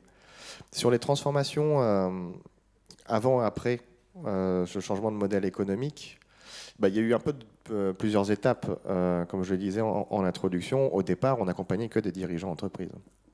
Ça n'a pas exactement été les mêmes vécus du coup. Lorsqu'on accompagnait des dirigeants, on les déformait à l'économie à fonctionnalité, puis on les jetait dans le grand bain. Que quand on s'est dit peut-être en fait que notre accompagnement, c'est d'accompagner non seulement le dirigeant, mais également ses salariés, mais aussi tout son écosystème, c'est-à-dire mettre des clients dans la boucle, des fournisseurs, etc. Pas le laisser tout seul, quoi. Donc forcément, il y a un avant et un après ce qu'on a pensé en termes d'accompagnement. Il y a les premiers dispositifs d'accompagnement lorsque les entreprises arrivaient, comme je disais tout à l'heure, en disant l'avenir de la boîte, c'est le zéro packaging ou d'autres choses de ce type-là, où on travaillait de façon, encore une fois, les questions stratégiques qu'avec le dirigeant. Mais le dirigeant, certes, au bout d'un moment, on attend de lui qu'il apporte une vision stratégique, mais s'il la pense tout seul dans son coin, c'est perdu. On est passé toute cette dimension du travail réel, c'est ça qu'il faut ramener pour penser la stratégie. Et on n'assistait pas suffisamment sur ça à l'époque. Donc du coup, voilà, on a eu des entreprises qui ont perdu 50% de leur masse salariale en changeant de modèle économique. Donc il y a eu un peu de casse. Il y a des dirigeants qui sont séparés de leurs associés également. Et une fois qu'on a pensé cet accompagnement de manière beaucoup plus globale, alors là par contre ça a été, et surtout partir de l'intuition d'un nouveau modèle économique. On va la travailler avec le décideur, celui qui prend les décisions stratégiques, mais on va pas le faire qu'avec lui, sinon on passera à côté d'enjeux trop importants pour une vraie transition qui se passe bien, aussi bien pour les collaborateurs, le dirigeant, et puis pour l'ensemble des parties prenantes externes. Pour donner quelques exemples de ce qui est mis en place par les entreprises pour incarner un peu ces choses-là, alors ça nous fait passer un peu rapidement, enfin avancer un peu sur des questions qu'on voulait traiter plus vers la fin, mais c'est pas grave. Mais je pense notamment à une entreprise de bureautique, par exemple, qui s'est rendu compte du conflit de logique entre son commercial et ses techniciens. En fait, conflit de logique était amené par une forme de prescrit particulière, qui est un mode de rémunération du commercial au volume des affaires, qui en fait l'encourageait à ne pas coopérer avec les techniciens et surtout à sous-évaluer leur travail pour réduire la note pour le client. Et en fait, après, il se retrouvait à mettre la pression aux techniciens pour qu'ils tiennent ce qu'il y avait finalement de contractualisé. Puisque s'il y avait un dérapage trop grand du temps des techniciens, ben, finalement, il se retrouvait à perdre des bouts de ce que lui pensait avoir accumulé. Donc là, on pourrait dire que c'est un peu la découverte. Derrière, c'est de se dire, mais du coup, comment, en tirant ce fil-là, donc on peut le régler en disant, on va changer le mode de rémunération. Bon, c'est pas si simple que ça à faire avec le commercial en place. Donc quand le commercial est parti, puisqu'il est parti au bout d'un moment, on le remplace par un autre sur d'autres bases. Ça, c'est le premier, on pourrait dire un peu la base. Mais ensuite, c'est de se dire, mais le problème qu'il y avait, c'était pas juste un conflit de rémunération. C'est aussi une difficulté pour le commercial à comprendre ce que font les techniciens, ce qu'ils vont être amenés à faire. Et les techniciens, d'ailleurs, eux-mêmes avaient une capacité à dire au commercial, ça vaut le coup, ça ne l'est pas. Et c'est une question quand même intéressante, et on va revoir ça juste après avec les commerciaux, mais cette question de la coopération interne entre des métiers différents, c'est quand même quelque chose de très important pour que ce qui va être mis en place concrètement ensuite opérationnellement, ce soit pertinent. Je vois ici, il y a toute une installation technique. On a des techniciens très sympas derrière les tables. Si le commercial qui discute de l'installation, il sous-évalue le matos parce que c'est plus facile à vendre d'avoir un matos de mauvaise qualité ou beaucoup plus réduit, c'est eux qui sont embêtés après. Donc comment on organise la coopération entre les techniciens qui sont là, qui ont une vision de la qualité de leur travail, et le commercial pour qu'ils ne vendent pas n'importe quoi. Cette dimension-là de coopération, donc là je suis sorti de mon exemple, mais ça a été un point de départ. Pour organiser ça, ensuite, c'est comment on fait. Parce que les techniciens, ils ne rencontrent pas tous les matins le commercial. Le commercial, il est sur les routes ou au téléphone. Le technicien, il est dans l'atelier ou chez le client. Et donc, par exemple, ils ont installé un dispositif interne de fiches de suivi dans lesquelles ils peuvent faire remonter leurs premières questions. Et ensuite, ils ont une réunion où ils disent « Mais quand tu as écrit ça, tu veux dire quoi ?» Et ça, c'est très important, parce que mettre une fiche de suivi, on va pointer des trucs, mais on ne sait pas très bien. On ne part pas dans l'idée que les gens, parce qu'ils ont écrit, c'est clair. Non, on va dire, quand tu dis ça, c'est quoi le problème? Et de faire comme ça une instruction courante, toutes les semaines, du coup, ils suivent, ils regardent les trucs, tiens, c'est bizarre, ça ressort souvent. Ce truc-là, c'est nouveau, on n'avait jamais rencontré cette situation. Et donc, par ce travail-là, en fait, de faire que... Et ils ne sont pas très nombreux, ils sont 6, je crois, dans cette entreprise. Il y a que le commercial, ils comprennent mieux les techniciens, que les techniciens, ils comprennent le boulot du commercial, mais il y a aussi la comptable qui participe, qui est ravie d'y être parce qu'elle comprend mieux, du coup, derrière les factures, pour savoir qui je relance, etc., c'est bien de savoir quel est l'accord commercial qu'on a construit avec, de savoir comment ça se passe chez le client, parce que quand même, une fois, on pourrait dire classiquement, le commercial passe en premier, puis on a des techniciens, puis à la fin, il y a la facturation. Normalement, c'est dans cet ordre-là. Et là, on a quelque chose où, non, on peut... Le contact, certes, il se déplace, mais on garde avec toute l'équipe. Et enfin, il y a cette dimension de la personne à l'accueil, qui était un peu vue comme... pas par le dirigeant, parce que c'est pas très sympa, mais qui était un peu une personne... on a besoin d'avoir quelqu'un qui décroche le téléphone. En fait, elle se révèle comme étant une ressource colossale, parce qu'elle entend. Tous les clients passent par elle. Donc, y compris de remobiliser cette ressource pour elle lui permettre de mieux répondre aux clients, mieux prendre en charge, ça demande qu'elle comprenne l'organisation du travail des autres. C'est un exemple de transformation qui n'est pas spectaculaire. Ils n'ont pas non plus... Alors, par contre, en termes d'effet sur la santé au travail, sur le climat interne de l'entreprise, il y avait un turnover de folie, par exemple, sur les agents d'accueil. Là, ils ont la même qui reste toujours et qui est même, je crois, je ne sais plus si c'est elle ou la comptable qui a pris le pilotage du groupe de restitution, parce que c'est devenu un truc, en fait, ça lui fait du bien dans son travail, ça l'aide, et ça permet de beaucoup mieux répondre aux clients derrière. C'est-à-dire ça a la double vertu de soigner le travail en interne, mais pas juste parce qu'on est sympa et qu'on est philanthropique et qu'on veut prendre soin des gens, ce qui est déjà très bien, ce qui devrait être un minimum, mais ce qui est déjà très bien, mais aussi parce que ça fait sens d'un point de vue économique. Et donc c'est pour ça que dans les transformations, ce qu'on constate, c'est pas les mêmes partout, c'est pas le même niveau d'investissement. Il y a des fois c'est plus faible, mais il y a toujours cette envie de tenir l'enjeu du travail comme levier pour tenir la question économique. Et ça, c'est extrêmement intéressant en fait dans tout ce qu'on a fait, et c'est motivant parce que ça veut dire qu'on n'est pas dans un point. Alors les gens d'Alliance connaissent ça très bien, d'une responsabilité sociétale des entreprises qu'on fait quand on a les moyens. Puis quand on n'a plus les moyens, on ne le fait plus parce que c'est un coût qu'on voit comme à côté. Là, on est dans des expérimentations, dans les types de transformations où les dirigeants arrivent à marier, des fois modestement, mais ils arrivent à marier enjeu du travail, prendre soin des gens, comme levier d'une performance économique.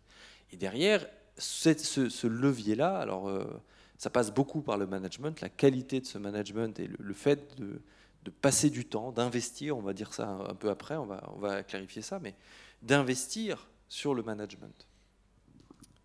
Effectivement, il n'y a pas de, je disais tout à l'heure, de main invisible de la coopération qui fait que voilà, les commerciaux d'un côté, les techniciens de l'autre, la compta, etc., ont pris conscience qu'il faut coopérer et on va le faire. En fait, du coup, ça répond aussi un peu à la question de c'est quoi un bon manager. Le bon manager, c'est celui qui est en capacité d'organiser ses temps pour faire coopérer ces différents types d'acteurs.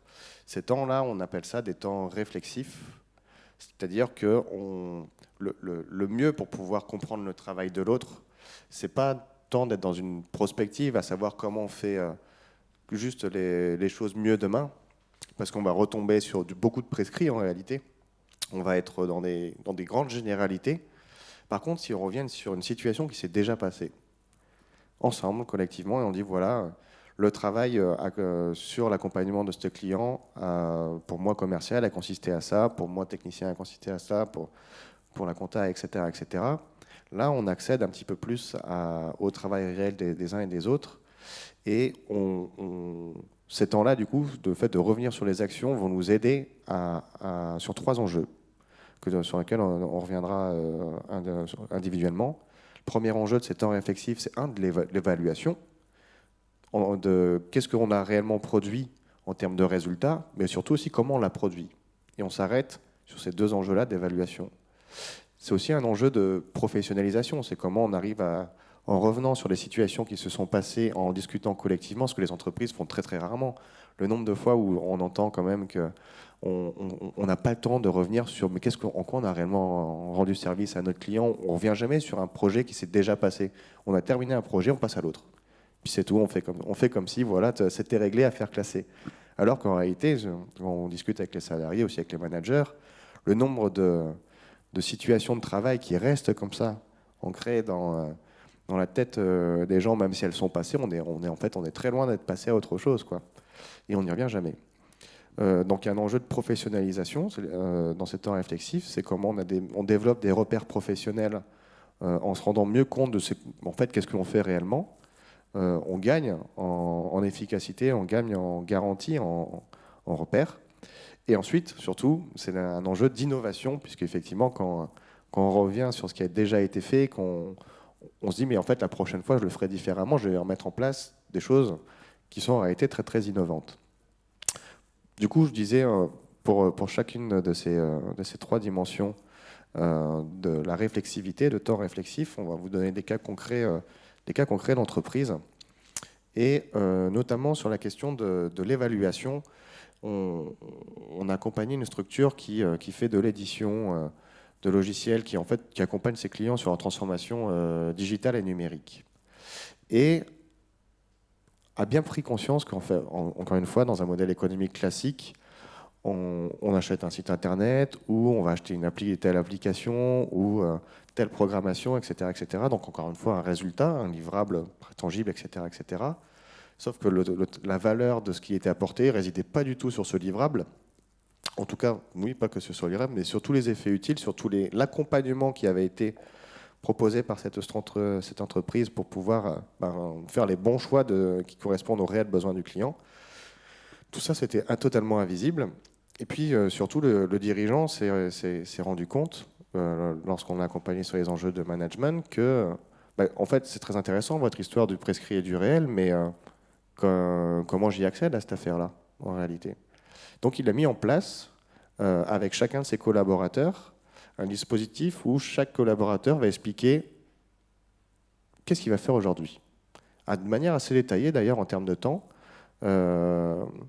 Et à la fin de la journée, le dirigeant et le manager prend du temps avec chacun des collaborateurs pour dire, bon alors, l'écart entre ce que tu avais prévu de faire et ce que tu as fait réellement, pourquoi il y a cet écart? Mais toujours c'est pas dans une logique de contrôle, c'est vraiment de dire, mais en fait, c'est là où se trouve la valeur. C'est là, tout ça, ce que tu vas me raconter de cet écart, j'en ai besoin pour moi aussi en tant que commercial, aller le raconter au client et dire, en fait, voilà, on avait prévu ça, mais en fait, on s'est rendu compte que c'était pas pertinent pour X raisons. Le réel montrait que c'était pas ça qu'il fallait faire, donc on vous le raconte et au passage, on vous le facture. Voilà un dispositif d'évaluation du travail, de l'écart entre le travail prescrit et le travail réel, et qui est aussi, en plus, la boucle est bouclée, valorisée auprès des clients, y compris financièrement. Romain, quand tu vois ce type de dispositif là sur la question de l'évaluation, qu'est-ce que ça t'inspire? Alors, en fait, je pense que c'est un point important, parce que la question de l'évaluation, souvent, elle est un peu escamotée. On rentre sur des questions, on prend des normalisations externes, des modes de comptage, des indicateurs qui viennent d'ailleurs, et on les calque sur sa propre activité en se disant que ça va rendre compte de ça. Alors ça ne veut pas dire qu'il ne faut pas le faire, c'est pas inintéressant quand même d'avoir des repères un peu tangibles de son activité, mais rater la dimension l'épaisseur plus immatérielle de l'activité, c'est prendre le risque de passer à côté quand même de ce qui est relativement essentiel, enfin même essentiel dans l'activité.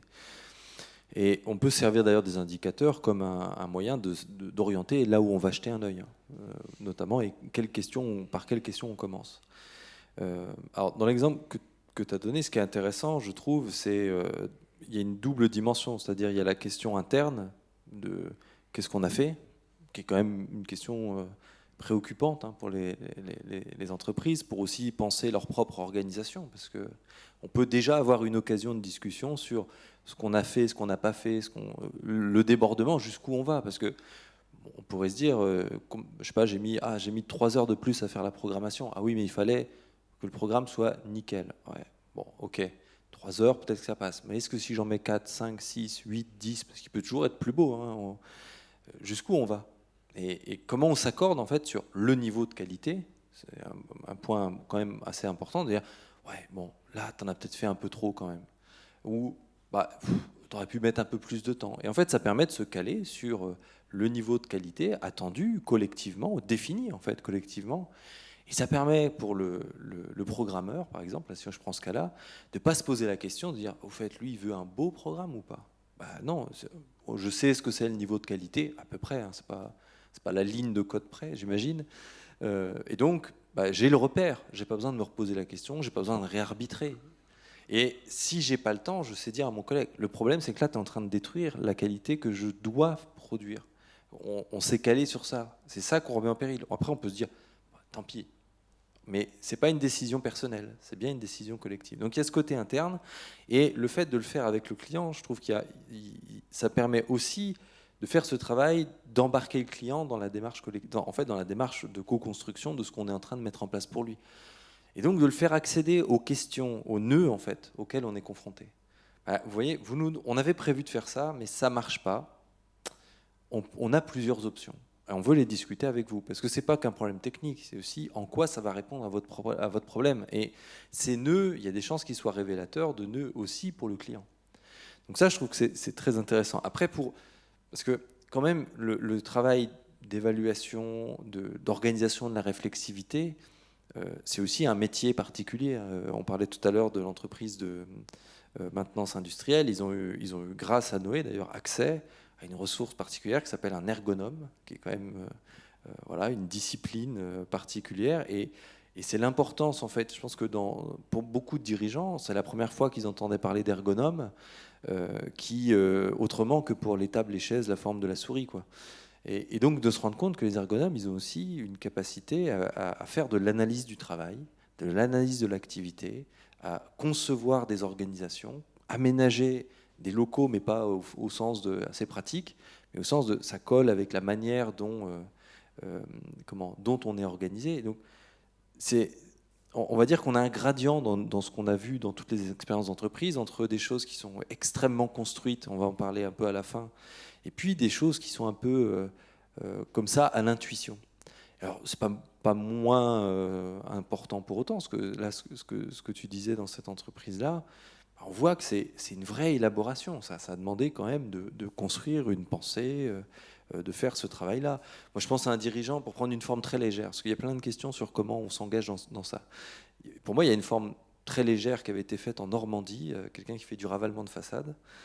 Alors, si je dis ça, ça va un peu vite, parce que maintenant, dans le FC, c'est plus exactement ça, mais et qui avait mis en place un dispositif d'évaluation tout bête sur les chantiers. Il avait mis un tableau avec 4 smileys, et 4 colonnes. Il y avait tous les chantiers dans les lignes. Et en fait, il y avait un smiley pour ses salariés. Est-ce que vous êtes content du chantier ou pas? Voilà. Bon, oui ou pas. 3 smileys hein, différents, content, pas content, ou ça va.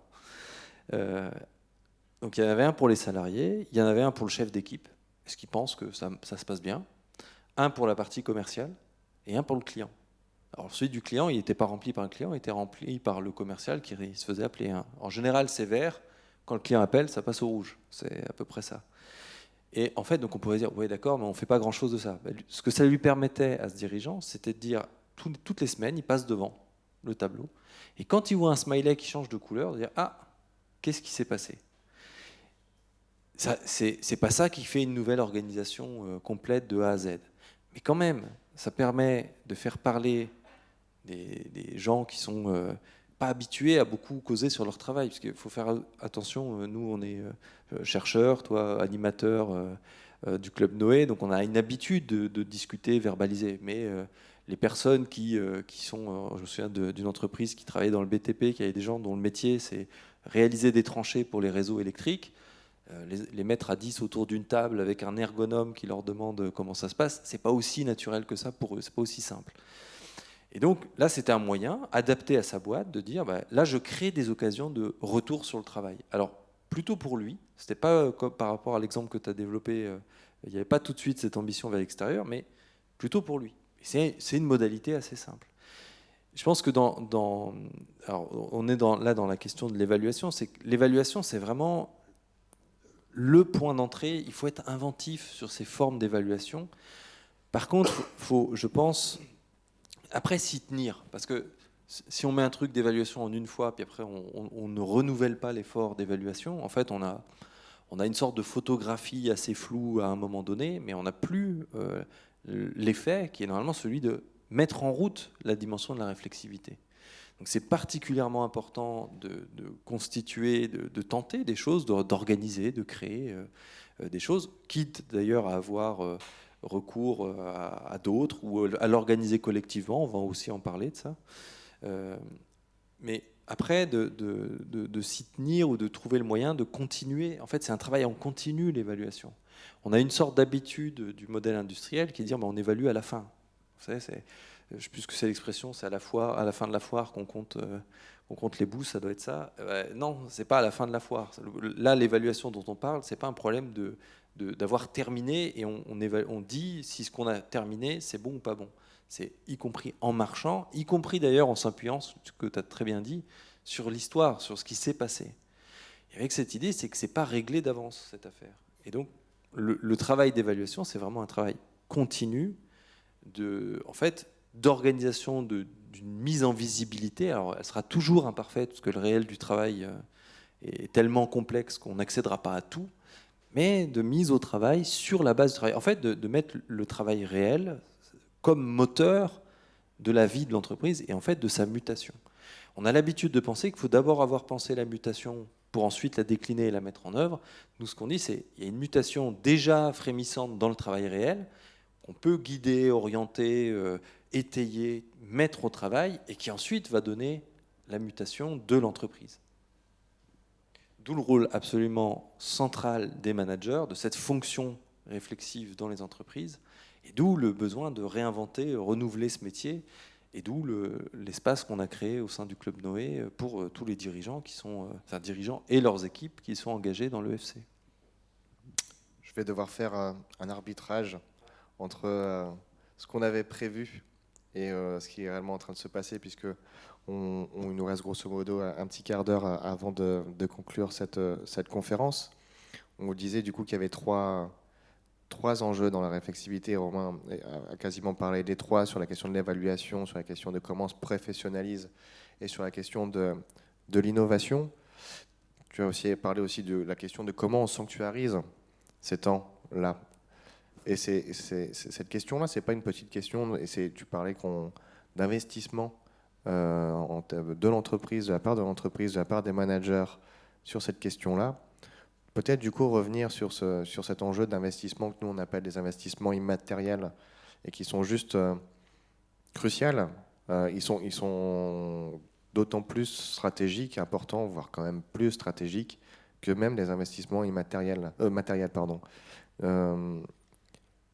Comment ça veut dire quoi investir dans l'immatériel ? Ouais, alors c'est un point effectivement important, puis c'est un vrai défi pour l'économiste, pour le coup, puisque investir dans le matériel, c'est quelque chose d'assez... on sait faire, ouais, je vais dire ça comme ça, on sait faire. Et tant sur la décision d'investissement qu'ensuite sur sa mise en œuvre, globalement, ça pose plus de problème.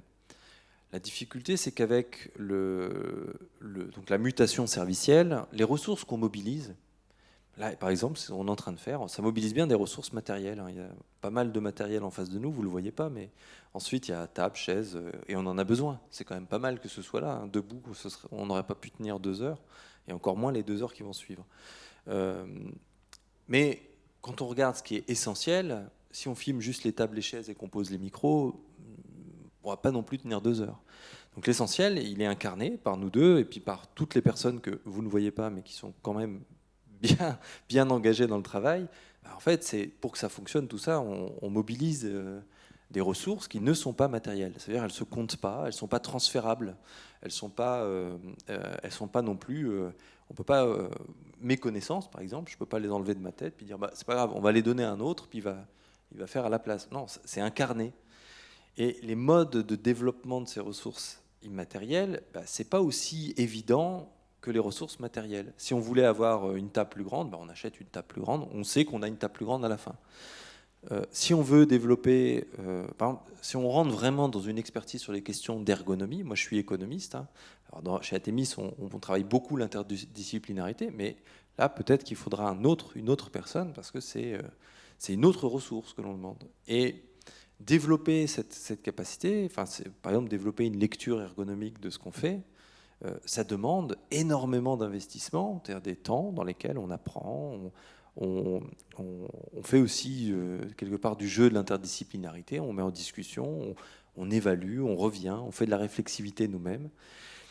Et faire ça, quand on s'y engage, on ne sait pas exactement ce que ça va donner. Vous voyez, c'est pas parce que vous faites une formation de 4 heures à quelqu'un que forcément on maîtrise tous les effets de la formation. Ce serait vachement bien, mais malheureusement, c'est pas ça. Parce que, en fait, chaque personne a sa propre histoire, sa propre subjectivité, ses propres inquiétudes. Tout ne parle pas pareil à tout le monde. Moi, je suis toujours surpris quand on fait les parcours d'accompagnement. Il y a toujours quelques dirigeants à la fin qui disent « Je me souviens quand tu as dit cette phrase, moi, ça a été mon déclic. » La phrase me paraît complètement anodine à moi, mais le dirigeant, lui, par contre, ça lui a parlé. Et le développement des ressources immatérielles, ça passe par des choses comme ça. Et donc, on ne peut pas complètement à l'avance dire ce que ça va produire. Par contre, ce qu'on sait, c'est que si on ne met pas en place des investissements pour que se produisent des effets de développement, il n'y a aucune chance que ça se produise. Ou alors, c'est très individualisé, chacun se débrouille avec cette question. Et donc, quand on dit c'est un investissement, il faut le prendre comme un investissement. Ça veut dire que ça demande de mobiliser des moyens qu'on stabilise dans le temps, et donc pas quand on a le temps. On ne fait pas de la réflexivité quand on a le temps. On organise, on planifie ce travail-là dans le temps. Quand on a commencé à construire un bâtiment, on ne s'arrête pas au milieu parce qu'on n'a plus le temps. On va au bout normalement. Donc on fait cette sanctuarisation, on met en œuvre et on évalue aussi la qualité de ce qui est fait. Il y a des moments où on dit mais est-ce que ça fonctionne ce truc ? Est-ce que ça produit bien les intentions qu'on y avait mis ? Est-ce qu'il y a d'autres intentions à ajouter ? Est-ce qu'on doit réorienter ? Et donc Christian Dutertre aime bien parler de processus ininterrompu par étapes. Il faut engager des moyens, les stabiliser dans le temps et s'y tenir le plus possible. Et de temps en temps, avoir des étapes dans lesquelles on se dit est-ce que ça produit bien ce que ça devrait produire ? Et alors les moyens qu'on y met, c'est à la fois des moyens matériels, enfin, c'est tout bête, hein, mais pour réunir par exemple mes types avec leur smiley, là, pour les réunir, il faut une salle qui puisse les réunir, hein, bêtement. Il faut aussi leur dégager le temps de le faire, parce que si on est dans un mode où il faut faire de la productivité par le volume et intensifier le travail, on se dit oh, c'est des temps non productifs, des fois on parle comme ça. Vous verrez ça, alors c'était d'ailleurs déjà chez Adam Smith, hein, le temps non productif. Donc on dit des temps non productifs parce qu'on n'en voit pas la production, alors que peut-être que c'est justement l'essentiel qu'on est en train de travailler dans ces espaces d'investissement. On a besoin donc d'aménager des temps, on a besoin d'aménager des espaces, on a besoin aussi de penser le dispositif, c'est-à-dire qu'est-ce qu'on cherche à faire, quelles ressources on va mobiliser, quelle méthode on va utiliser. Parce que à la fois, j'ai présenté des choses un peu légères, là, le tableau des smileys, mais c'est quand même une méthode. Il y a une règle, il y a une manière de l'utiliser, et d'ailleurs, il y a une stratégie derrière. L'objectif premier du dirigeant, c'est de faire parler ses collaborateurs sur leur travail. Et ça marche plutôt pas mal de ce point de vue-là. Lui, il se pose la question maintenant de comment il fait un pas de plus pour renforcer son investissement. Mais quand on est, par exemple, dans l'entreprise de maintenance industrielle, il y avait reconfigurer l'organisation. Voilà, on ne peut pas faire un tableau avec des smileys, là. Pour le coup, on a besoin de mettre un peu plus d'énergie dans ce truc-là. Alors, peut-être un truc qui permet de faire la transition et d'être du coup pas trop long et de parler aussi du Club Noé, parce que les investissements immatériels, il y a un point, c'est qu'ils peuvent être dans l'entreprise. Et j'ai dit de très léger. Il y a des dirigeants à qui j'ai dit passez juste un quart d'heure de réflexivité avec un collaborateur et vous verrez, c'est déjà mieux que rien, c'est pas mal. Et vous allez commencer à accéder à des choses intéressantes. Et puis des fois où on envoie 2 ergonomes observer le travail, faire tout un travail d'analyse du prescrit, etc. Enfin bon, beaucoup plus lourd. Mais il y a aussi des espaces d'investissement immatériel en dehors de l'entreprise. Et les 2 groupes qu'on a créés dans le Club Noé, managers et commerciaux, ce sont des espaces d'investissement mutualisés où on a plein de managers d'entreprises différentes qui viennent ensemble avec comme visée de justement définir, se doter quelque part de repères de métiers communs. C'est quoi le métier du manager de demain? La question de la personne en ligne est très juste. C'est celle qu'on se pose depuis 3 ans et qu'on met au travail depuis 3 ans. Et avec comme visée, c'est que ça fasse une retombée sur chacune des entreprises. Et en même temps, Club Noé, ça permet aussi d'augmenter sa capacité d'accompagnement de tout un tas d'autres managers. Parce qu'il y a 80, c'est ça à peu près, adhérents dans le Club Noé. Donc il y a quand même pas mal de monde qui se pose cette question et qui, alors c'est même pas intellectuellement, c'est-à-dire dans leur travail de tous les jours, sont confrontés à cette question. Et un point qui est très intéressant, je pense, dans les dispositifs mis en place dans Noé, mais c'est vrai aussi d'ailleurs pour les parcours d'accompagnement Alliance, c'est aussi de se dire, il y a quand même ce truc assez magique, on pourrait dire du côté de l'immatériel, qui est que, vous voyez, construire un bâtiment ensemble, ça veut dire qu'il faut être vraiment beaucoup d'accord, quoi, parce que quand même, il y a le droit de propriété derrière, il y a des règles qui se posent, etc. Se mettre au travail ensemble sur de l'immatériel, ça ne pose pas ce genre de questions. Alors ça demande quand même des niveaux de confiance, des dispositifs pensés pour cette mutualisation. Mais il y a un point très important, c'est que ces ressources, non seulement en le faisant pas soi tout seul, mais avec d'autres, on se donne l'occasion de les développer encore plus que ce qu'elles auraient été si on est seul. Donc on crée plus d'occasions, en fait, de mettre en discussion son travail de manager.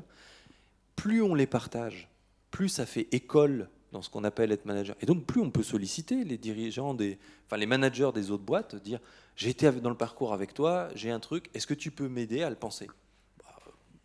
C'est complètement possible. Et d'ailleurs, ils passent beaucoup de temps dans les déjeuners, des trucs, à parler de situation de travail en disant là, moi, je ferais bien comme ça. Et en fait, ça engage aussi une possibilité d'échange. Donc, ça développe non seulement les ressources de chacun, mais celles de l'ensemble. Et je pense que sur ça, c'est un point important, c'est que dans la région particulièrement d'ailleurs, il y a une vraie stratégie de développer des espaces, ressources de ce type-là, qui fassent que ce n'est pas le dirigeant tout seul qui se confronte dans son entreprise, tout seul avec ses managers, à toutes ces questions éminemment profondes. Tu parlais du lien à la recherche. Vous voyez, à Thémis, on n'a pas aujourd'hui construit toute la doctrine qui répond à tout ça. On la met au travail, on essaye de s'y coltiner le plus possible, mais on n'a pas tout de suite déjà toute la théorie de ce qu'on est en train de faire. Et On a par contre un truc très bien, et notamment en région, c'est il y a plein d'espaces dans lesquels tout ça est mis au travail. Et avec des ambitions très différentes. On n'est pas directement dans la recherche. On est dans le très opérationnel, dans des dimensions plus collectives et opérationnelles, ou des dimensions de recherche. Je reviens du coup sur la question de cette notion d'investissement. Et juste pour souligner à quel point ces investissements, c'est pas un coût, c'est quelque chose qui produit aussi énormément de valeur. On a posé la question à nos adhérents de à quel point le manque de coopération dans votre entreprise, mais aussi avec d'autres entreprises, ça avait un impact économique. Et en moyenne, on est entre 50, si je fais une moyenne très très globale, quasiment 50% de la marge nette des entreprises est gagnée ou perdue sur des enjeux de coopération. On est sur les enjeux de bâtiment, on est autour de 80-90%. Suivant comment, quelque part, le manager du chantier, ou moi du coup j'appellerais le garant de coopération sur un chantier, organise la coopération, on prend en compte les contraintes des uns et des autres, c'est quasiment 100% de la marge sur un projet qui va dépendre de ça. Donc quand on prend des temps, au bout d'un moment, pas pour être sur le chantier, mais pour pouvoir revenir sur une situation de travail et discuter là-dessus, et on garde ce petit chiffre-là en tête, on voit quand même que c'est ultra productif, en fait, ces temps-là, et c'est un vrai investissement. Pour terminer, du coup, on répondra à la question, la personne en ligne qui nous a été posée, c'est quels sont les prérequis nécessaires pour se lancer dans l'évolution de l'organisation du travail. Voilà, moi, j'apporte une courte réponse et puis Romain, je te laisserai également y répondre. Mais la première dimension pour moi du prérequis, c'est juste de savoir le travail de quoi on parle, quoi. Vraiment, c'est juste de comprendre que les tâches que l'on demande à quelqu'un, c'est pas parler du travail. Que parler du travail, c'est encore une fois, c'est cet écart qu'on a souligné plus d'une fois. S'intéresser à ça, c'est un prérequis qui voilà, va vite à dire comme ça, mais dans le réel, c'est pas des petites transformations quand même de prendre conscience de cette affaire-là. Et aussi, un autre prérequis, c'est qu'on peut pas évaluer la valeur du travail à travers les résultats. C'est bien avoir en tête que ce qu'on a produit là, le résultat que ça va donner en termes de vidéo, ça dit absolument rien du travail qui a été fait entre moi et Romain et l'ensemble des collaborateurs qui ont travaillé à l'organisation de cette conférence. Le résultat, ça dit rien. Peut-être qu'on a passé 2 minutes à préparer cette conférence, ou on y a peut-être passé 4 heures. Mais le résultat, ça ne dit rien du temps de travail qu'on y a passé, surtout qu'est-ce qu'on y a mis. Donc du coup, un manager, le prérequis qu'il doit avoir pour moi pour avancer dans cette transition des organisations, c'est de pas manager par les résultats. Je n'organise pas le travail des autres simplement avec des indicateurs mesurables, des livrables, parce que ça, c'est passé totalement à côté de la question du travail, mais je manage plutôt par rapport à la question des ressources, et notamment les fameuses ressources immatérielles dont on a parlé, comme par exemple la confiance, comme par exemple la pertinence, la santé, etc., santé qui est non seulement une ressource, mais en plus qui est la finalité de notre affaire. Voilà pour moi les prérequis que je dirais. Tu disais 2 minutes, 4 heures ou plusieurs années, parce que ce qui nous aide aussi beaucoup à préparer ce genre d'événement, c'est le fait qu'on coopère depuis pas mal de temps, on passe plein de temps ensemble déjà. Donc ça, c'est aussi un autre levier. Après, donc, sur la question sur les prérequis, je pense que... Alors, je vais peut-être faire une réponse aussi sur où on peut trouver des leviers plutôt que sur les prérequis. Parce que je pense que je ne serais pas catégorique sur l'idée qu'il y en ait... il faut absolument avoir telle ou telle... D'ailleurs, je ne saurais pas quoi dire, hein, telle prédisposition. Je pense que déjà, l'intention de reprendre sur la base du travail, c'est un point essentiel. C'est-à-dire, il faut que ce soit une vraie intention, que ce ne soit pas juste... un supplément d'âme. Un supplément d'âme, c'est ça, exactement. Donc, bon, après, c'est de voir par contre qu'on n'est pas tout de suite tout seul confronté à ces questions-là. Et par contre, il faut avoir bien conscience, peut-être s'il y a un petit prérequis, c'est d'avoir conscience de ce que ça risque de faire bouger. Parce que si on fait une démarche d'évolution de l'organisation du travail qui met de côté la question du modèle économique, par exemple, de la stratégie économique de l'entreprise. On va toucher un plafond de verre, une vraie difficulté qui va être de dire « Ah oui, non mais ça, on ne peut pas revenir dessus ». Et c'est souvent quelque chose qu'on rencontre, nous, alors plus mes collègues ergonomes d'ailleurs, mais on rentre dans des entreprises et on commence à voir, on nous demande par exemple la question de prévention des RPS, vous savez, des risques psychosociaux ou des TMS, hein, les tendinites, etc. Puis vous êtes dans un atelier, je sais pas, de découpe de volaille qui travaille dans le froid et qui débite à toute vitesse. Bah, le vrai problème, c'est la logique de volume. Ah, oui, mais attendez, c'est notre métier, la logique de volume. Bah, si vous voulez répondre au TMS, bah, c'est ça le problème, en fait. On peut mettre du tapis anti-fatigue, de l'aménagement de poste, des choses comme ça, mais ça ne touchera pas un point extrêmement important qui est le modèle économique. Et donc, il faut avoir conscience, quand on rentre dans ce type de démarche, que ce n'est pas juste améliorer le management ou améliorer l'organisation comme ça. C'est bien dans une perspective aussi de re-questionner par le travail le modèle économique. Et alors, du coup, heureusement, il existe en région pléthore de choses. Il y a des parcours d'alliance, d'accompagnement qui permettent de resituer cette question, de soulever l'enjeu stratégique pour les entreprises et de situer à l'intérieur la place du travail. Il y a tout le travail que fait le Club Noé, qui est aussi sur cette dimension de prendre d'ailleurs par des bouts, pas forcément tout de suite extrêmement ambitieux cette question, mais c'est le début du chemin, hein, on ne s'arrête pas là, hein, normalement. Et puis après, il y a tout un tas d'autres initiatives.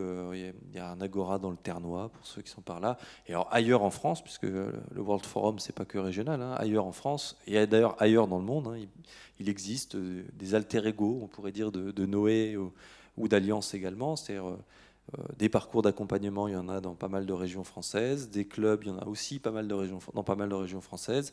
Il y a eu un parcours d'accompagnement au Québec. Il y a des chercheurs qui s'intéressent à tout ça avec aussi des personnes de collectivités que je salue d'ailleurs. Le Kamouraska, pour ceux que ça intéresse, vous pouvez aller jeter un œil. Et puis il y a au Brésil aussi tout un mouvement autour de l'éco, de la fonctionnalité et de la coopération. Donc en fait, il y a tout, nous on appelle ça une communauté d'acteurs engagés vers cette question de la reconnaissance du statut particulier du travail et de ses mutations comme moteur pour penser l'évolution des modèles économiques et pour rendre en fait les modèles économiques plus durables, plus responsables. La boucle est du coup bouclée. On a commencé par l'introduction de nouveaux modèles économiques et on conclut là-dessus. Un grand merci du coup aux internautes qui ont suivi cette conférence et aussi à tous ceux qui nous ont permis d'interagir avec eux. Romain, un grand merci. Remercie également les organisateurs du World Forum, Réseau Alliance et les techniciens aussi qui nous ont permis de réaliser cette conférence. Et on vous invite du coup forcément à poursuivre à travers les ateliers qui continueront d'ici un petit quart d'heure.